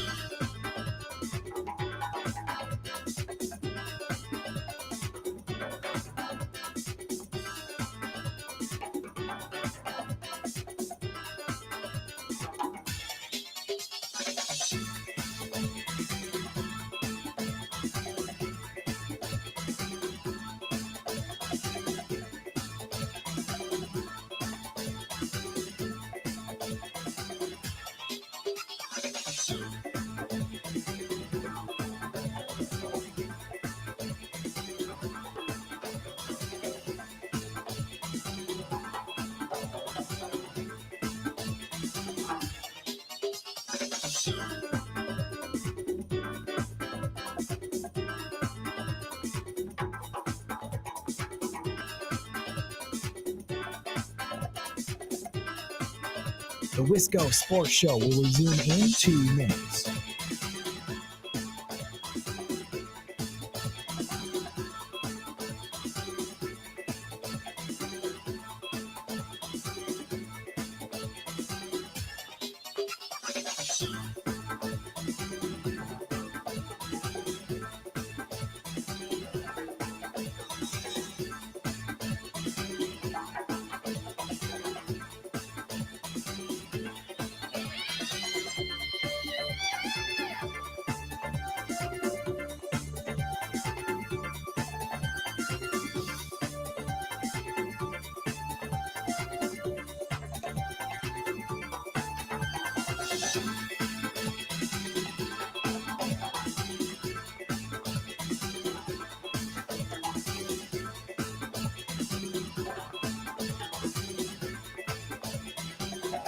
The Wisco Sports Show will resume in 1 minute.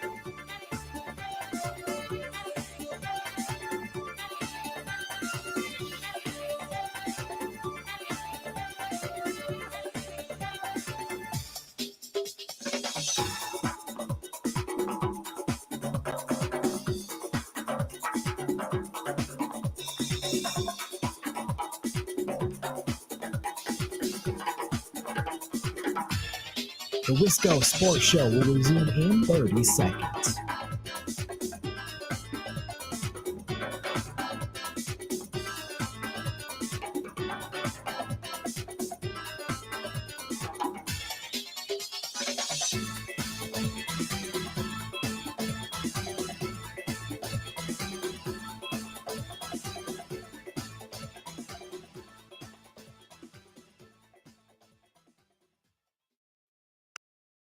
Probably 11 o'clock in the morning, the third mate was still up in the bridge. And, you know, these fellows have spent all their time up there. And he spotted the lifeboat. There was only a half a lifeboat. It looked like a giant hand had just torn it right in two. We searched for 3 days in probably the roughest seas I've ever been in my life, including the North Atlantic and hurricanes in the Gulf. Because you got 3 different seas from 3 different directions. And at one point, we rolled 51 degrees. It was a real quick snap roll, and my XO went flying across the bridge and was actually standing on the bulkhead, on the port bulkhead. If the door had been open to the port bridge wing, he'd went right on over the side. In a musty old hall. Those 2 voices, I have this written down. Make sure I got them right.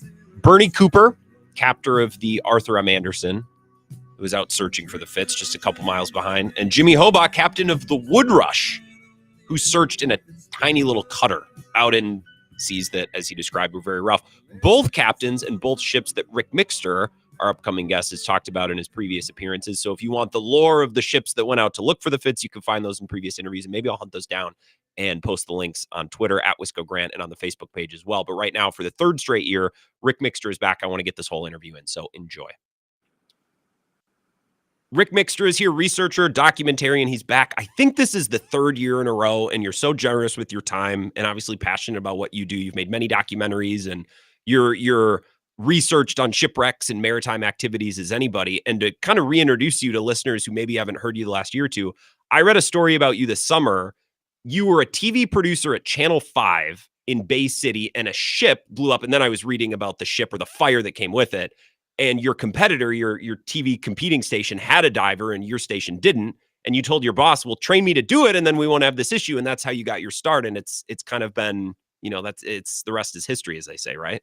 Oh yeah, we hate to get scooped. And when you're watching the monitor of the competition and they play a better video than we had, and a state police team had taken this guy out because he was a diver, it was a no-brainer. I said, you pay for it. And of course, there's all kinds of paperwork that goes with that for liability reasons if I get hurt diving or anything. So yeah, it was kind of comical, but I'm sure glad they paid. Which I'm sure you said, well, if I get hurt, I'm the one diving down there. Don't worry about it. Just let me get my start. Absolutely. So, and I said the rest is history. You've dove over 100 shipwrecks in your career, PBS, Discovery Channel, National Geographic.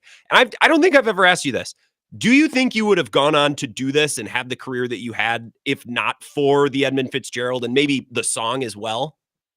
That's a great point. I don't think any of us would be lecturing if it wasn't for Gordon Lightfoot. I mean, he is the patron saint of all shipwrecks. And so for me, as much as I criticize the song because it's horribly wrong in so many areas, it is a catalyst that has launched an entire industry. We wouldn't have T-shirts with Edmund Fitzgerald on them. And certainly the museum that I'm a board member at Whitefish Point wouldn't exist if that, it didn't happen. We'd have smaller ones, maybe state museums, but nothing like, we have at Whitefish Point through the Historical Society.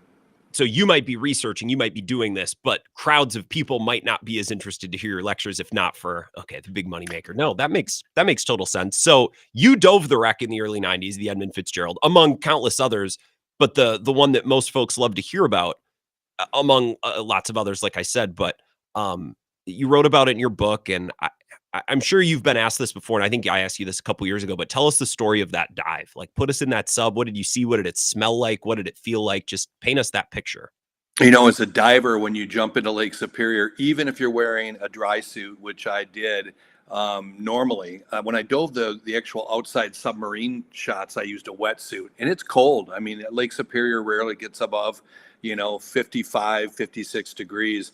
But in the submarine, you get inside, it's cramped, but I just wore a sweatshirt, and they sealed that hatch, and it stays at the atmosphere of where we are on the surface at 1 atmosphere. So, you don't have to worry about decompression. You don't have to worry about hanging on a line, for, in the case of the guys that actually dove the Fitzgerald and scuba, they had to hang on that line for 4 hours without really moving. And that means you just zap your core temperature away from you, no matter how much thermal protection you wear. So for me, it was surreal. You shut the door, you go down, it turns pitch black by the time you go past 200 feet.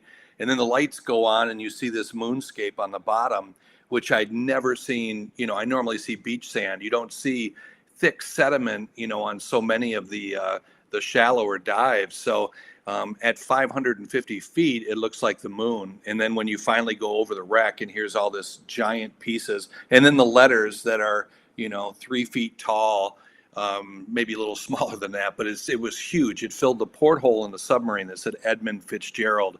It's a sobering reminder of what, happened on that wreck. You get a jubilation because you're doing something that very few people get to do. And then you see a blanket or a tarp hanging out of the window and you realize people died here. So it's that roller coaster of emotion going through that. But the real best part for me was I felt safe. I did not feel that I was, pushing my luck or anything. People have asked since Titanic submarine, sadly imploded, did you feel the danger? Not really. This sub had been down deeper than that. It dove the Lusitania with Bob Ballard, who found the Titanic. It was, it still is diving the Delta. So I didn't feel that much danger at all. I felt more danger when I was actually outside of the submarine filming all the scenes that we did for our documentary. Have you ever felt freaked out or like something was about to go wrong when you were diving that deep underwater on any of the wrecks? Yeah, I mean, anytime you get into a deep diving situation, I've been down to 165 feet on air. And as I go past 100 feet, paranoia starts to hit in. As you go past 150 feet, for me, I'm very susceptible to nitrogen narcosis. So everything becomes a joke and you stop looking at your gauges and it gets silly. And we were diving on a schooner that sank on the day Abraham Lincoln became president.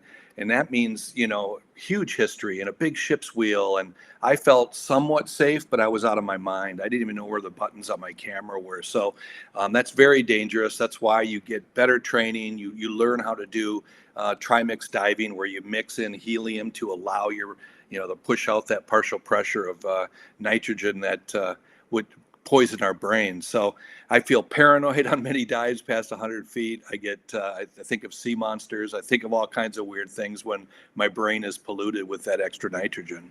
So before that dive, we get back to the Fitz, you had probably researched and interviewed folks and understood that wreck probably just about as good as anybody. And maybe you would think of other people, but you had to be up there. I'm curious to know, what gaps did that dive fill in when you got down there?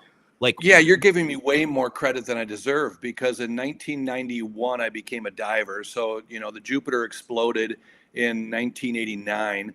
I became a diver by 91 and started winning some awards on smaller wrecks and knew a little bit about those. I knew the story and the song of the Fitzgerald, but it all came out of the blue when the competing TV station again dove the Fitzgerald before us. And then a local guy out of Flint said, "Hey, I want to go." And he wanted our station to pay for it, and we weren't going to pay for it. We had already been scooped. We're not going to go back and spend $20,000 to do it. So I knew very little about the wreck, and I kick myself now, because when I went down there wasn't my big laundry list of what to solve. It was more of a, hey, make sure you get the best videos of the upside down part and the right side up part. And then I came back and started doing interviews with Jim Wilson and all the guys that built the ship, all the way through to the guys that sailed it.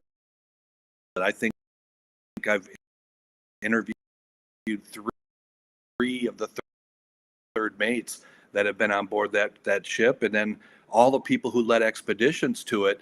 I've been very lucky to talk to Jean-Michel Cousteau. So I would say all of it went down. So I didn't know the sequence of events. It's funny. It's like going to see a concert of a band that you don't really know, and you hear songs and they don't really land, and then after the fact you get into the band and you're like, I was there, I was present for this, and I didn't have the experience that I now would. So that's interesting. Maybe, and you certainly weren't impartial at the moment, but do you think that allowed you to get more, to get the footage and to do the job that you were? Much better visibility than any other expedition. Sure. I had not had a chance to see anything that had come out of other than Cousteau had a couple of flashes on their Stairway to the Sea, St. Lawrence documentary. I didn't see much from Whitefish Point. Now I've been able to see all of the footage. Is my feeling of what happened. But again, at that time, all I was trying to do was make sure I had the right camera angle, make sure I looked out at the right porthole, because there's like 7 to see, and there's stuff above you, below you, and out the side. Sure. And I thought I was going to miss it. But again, we had another cameraman that went down. We had a photographer that went before me. The ironic part, and I wrote this in my book, is not a single one of those photographers' pictures came out. Nothing from the sub. And then all of our stuff on M2 that we filmed for the TV station turned out beautifully. So I was more concerned with trying to make sure I didn't miss something, and knowing that not many people have been down there, everything was new. So that's more what I was worried about. And then the other part is, quite honestly, we were lost most of the time. Our compass just spun around in circles. And once we left the wreck to try to find the stern section, we were lost for 15, 20 minutes out in the middle of no found hatches 2 and 3. We thought we were back on the bow, and it turns out those were on the stern. So we made very significant finds. There's a lot of stuff that had not been discovered, until our dive, and that includes the dive after mine when we found the missing crewmen. So our expedition, I think, made the most impact of all of them.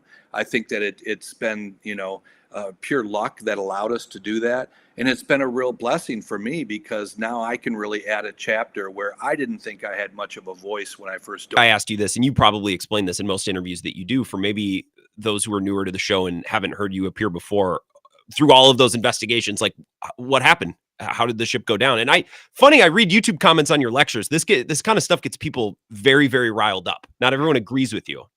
No, they don't. And I'll be honest with you, it's kind of silly because if they read my book, I think that they would. It's real easy to say it ran aground. To the song. What do you mean? Yeah, yeah, I heard the song, or I know that Captain Cooper said that they came too close to the island, and that's why they ran. That they sank. And every expert in the inquiry, every expert from the Coast Guard, anybody who's sailed the Great Lakes in a command position knows darn well that there's no way it ran aground, and it's kind of an insult if you think about it, because Captain McSorley was a very seasoned skipper who'd made that turn many times. Captain McCarthy, who was his first mate, same thing, made that turn many times. The wheelman, Simmons was on since the day the ship was launched. He made that same turn. So you're going to tell me that with that experience and with all those radio beacons working, that they cut a corner and ran aground, even when the Coast Guard said, no, it would have taken an extra half hour to go anywhere near it. And then I talked to the guys on the Bayfield that surveyed it and said the water was deeper than what they thought up there. So if you hear the research, I think people that argue don't know that. And if they did, I think that they'd realize that it's silly to say that it ran aground. Now, all the other stuff, there's of course a million different possibilities, but I would say pretty much I've pointed out a couple things most people didn't know. There's no real cargo in the forward section. It somehow spilled out behind the shipwreck in the stern section, so it didn't go down in one piece. And I think that's what really is making a lot of people go, what? And then my book is also the first one that said that it might not be in all Canadian water. And that's been highly controversial, but it's hard to argue with the people, especially from one of the expeditions that was led by the museum, that they said, no, I'm telling you, it is in American water, the bow is. So there's a lot of big revelations that came out, and that's kind of a miracle if you think about it. 50 years after it sank, that's incrediable. Well, and as an interviewer, this is the third time that you've been back on, and I want to talk about the main points that everyone wants to hear with these wrecks, but I'm also like, well, now I got to pour through everything because I can't. It's a 50-year-old shipwreck. It's not like people are publishing new things every year that we can discuss and talk about. Rick Mixter is here. You know what I think is really interesting? The captain, Ernest McSorley. Everything I read about him, he had a reputation as this bad weather sailor, which I think that the fact that that's common knowledge and the fact that that's written about almost speaks to the lore and the mythology of these lakes, that these captains had reputations, almost like it's this iconic football coach that's like, well, he always went for it on fourth down. Like, I just think that speaks to I don't even know what to call it, the mythology, if you will, of the people who sail these lakes and still do. It does, and part of it, that bravado, it makes you sad because 29 guys are dead because of it. But if you hear the interview from Captain Cooper that was done by the museum staff some years ago, he was long gone before I started doing Fitzgerald research. So I'm lucky to have the full interview, and he says, I always trusted my ship. We knew it would get me through. Now, that was the thought, and that was pretty much universal for the captain. So as much as McSorley did say, hey, you don't make money at anchor, he told that to the cook. Again, another interview that I did that nobody else has. To me, it really does build a picture of a guy that pushed on regardless and knew that his ship would be damaged in even minor squalls. And yet he went through 4 gales in 1975 alone. So how much of that hull was damaged again? He was told by the engineers, according to the cook, that the keel was loose again. And he said, you just have to keep it together for 1 more year and I'm out of here. So that is stuff that is legitimately heard by somebody and repeated, and yet most people go, "Oh no, they just ran aground." And like, no, the facts are there. The smoking gun with the hatches folded in on the bottom is another absolute thing that you cannot ignore. The lack of taconite that's in the forward section, where the Clelia submarine actually went into hatch 2 and didn't touch any cargo that I heard of. I've got the whole recording of them going in. It just shows to me that it broke apart on the surface and it went down, and it went down because it had some structural issues. It was leaking through the hatches and was certainly leaking through the vents. So all of that put together led to just an absolute catastrophe where the guys never even had a chance to call for help. So knowing what you know about this wreck and the lake and the weather on the lake and the way that it works and the people, could you describe, if you were to be standing on the deck, as that ship's getting ready to go down, what would you have seen and heard? Like, what would you have experienced? I'll first put into perspective in that, I've done now since the dive, I've done more research on the great storms than I'd say anybody. I've talked to guys that survived the 1913 storm and watched 4 ships, that vanished into Lake Huron. 1940 storm, 2 guys that survived on the Novadoc. The storm for the Fitz was nothing compared to what those guys went through. So there had to have been another component that put it down. But to be on the deck of the Fitzgerald, even in a 10-foot sea, Dick Orgel, who was one of the third mates, said it just flexed really weird. Captain looked at him and he said, "Hey, that looks weird." And the captain said, "Sometimes it scares me." This is McSorley telling him this. So to me, I think they saw the flexing. It didn't seem like it was anything, worse than they'd seen before. The radar was telling them that they only had 19 miles to go, and they fully expected it. But when that giant wave hit, it came up and it damaged the lifeboat on the Anderson, which was almost 10 miles behind them. It sped forward, and if they looked back and saw that wall of water 30 feet tall coming down on them, it just crushed in and bent in all of the visors on the lounge window. I saw it in the submarine, and then that damage too created the ship's nose to go down, and that's where it broke on the surface. And at that point, they never recovered. They went straight to the bottom, and the bow and the back section flipped, and it just must have been catastrophic. And the only solace I get from seeing the damage down there is that it was quick and that these guys never knew it hit them. Yeah, it had to have happened incredibly fast. And I appreciate that storytelling and all the work that you've done. And people should read your book. Really selfishly, this isn't even related to the Edmund Fitzgerald. I was watching one of your videos and I wanted to ask you about this. So you went on a cruise, right, where you lectured. You were telling me about this last year, where you went all around the Great Lakes and you pointed this out and you pointed that out, and you were like the tour guide. And one of the things, I was watching your promo video today for it, you went underneath the Soo locks. Is this what I'm looking at right here? So this might not be like the most interesting thing to some. I grew up on a lake that was man-made. You drive by the dam all the time. And I don't know if it's just a thing that certain people have in their brains, wanting to know what's inside what's under there. I'm just fascinated. So tell me about that experience. I was so lucky. I was at PBS just before COVID, and they wanted to do a story on the new Soo lock that's being built that will now accommodate the 1,000-footers. We currently only have one lock that can take in those massive boats, and that's a Achilles heel. We can't have that go down, and then 80% of the production of steel and really the world would go down. So they allowed me to go in, and it gave me great access to not only go through those giant corridors that you saw there where the water floods in as Lake Superior balances out. There's an 18-foot drop to Lake Huron, and this is where in that channel that water would flow through. And then there's also smaller little compartments where it actually goes through the bottom of the lock, and you have to get on your hands and knees. And this is the middle of the winter because you have to go when it's shut down for the winter, season. And so it's cold and it's dripping everywhere, and you go up against the dam system that they build to hold out the water, and it's leaking profusely. They're pumping it out.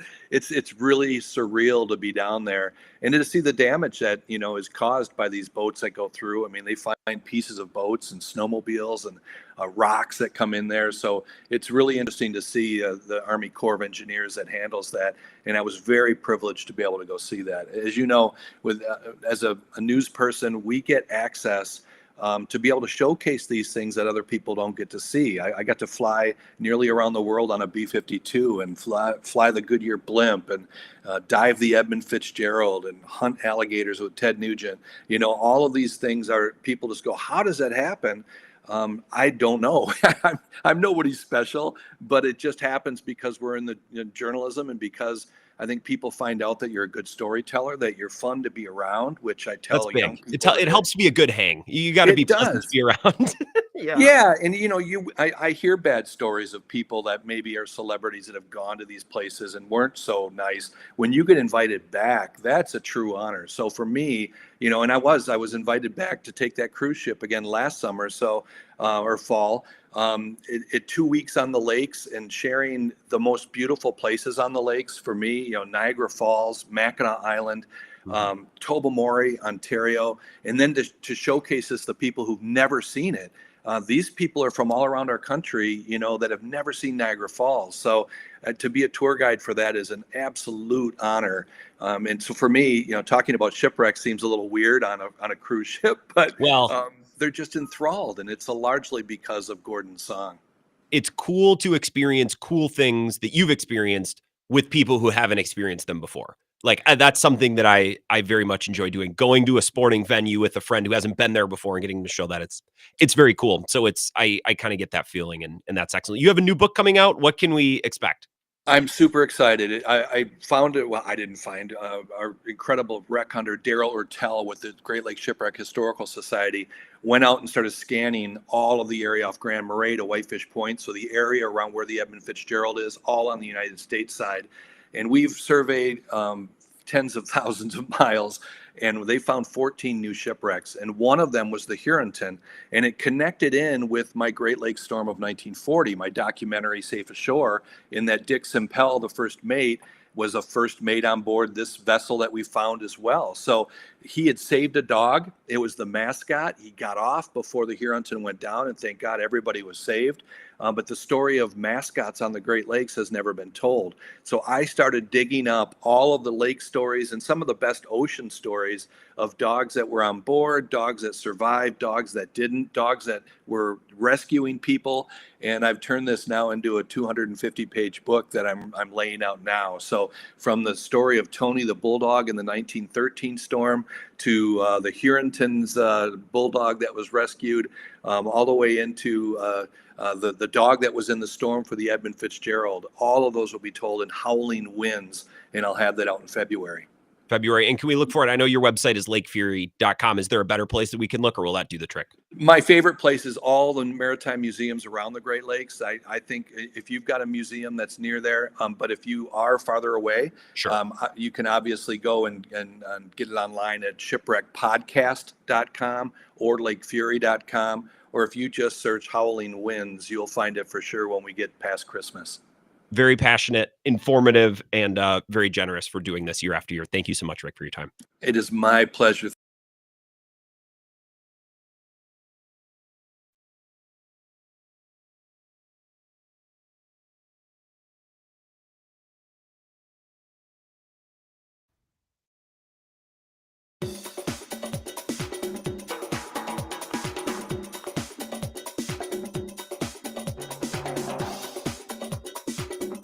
The Wisco Sports Show will resume in 3 minutes.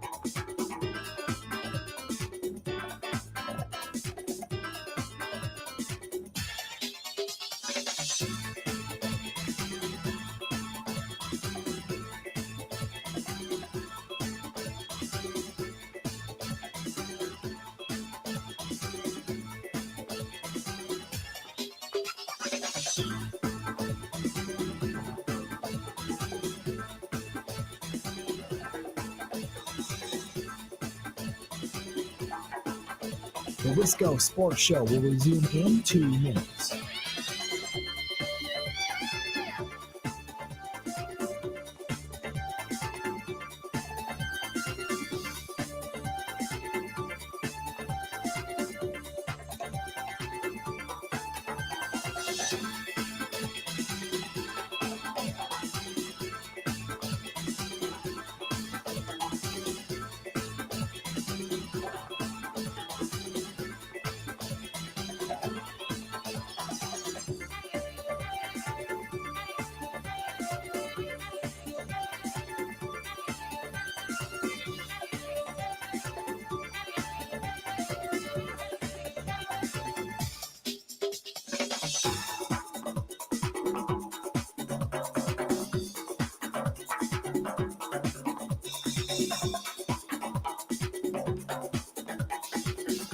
The Wisco Sports Show will resume in 1 minute.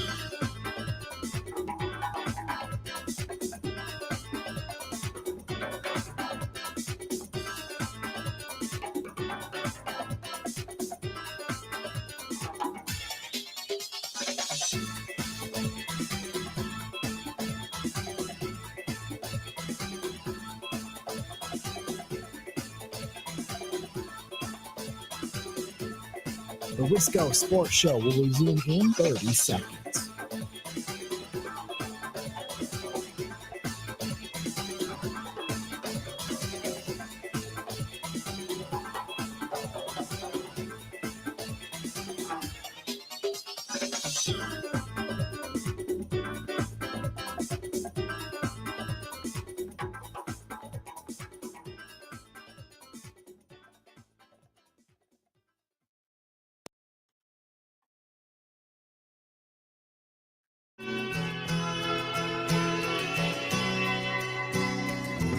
Wisco Sports Show, wrapping up the show. It's one of my favorite shows to do every year, so thanks for tolerating if it's not your thing. And if it is your thing, glad you enjoyed. Rick Mixter's website is excellent, and there's so much of his work on YouTube.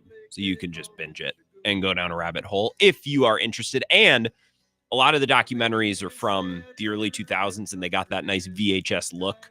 If you're of a certain age where the teacher used to wheel in the TV with the VHS, yeah, those 45-minute documentaries, it's the stuff. So it's all over YouTube if you look up Rick Mixter and his work. And his name's on my Twitter as well, @WiscoGrant. Tomorrow, Mike Clemens will be back. We'll talk about Monday Night Football. Maybe get a little bit into the Bucs. I don't know, man. It's football season. I don't have the stomach for it right now, but we'll talk more football and start to get into Packers Bears tomorrow. Thank you for listening. Podcast will go up in just a couple minutes.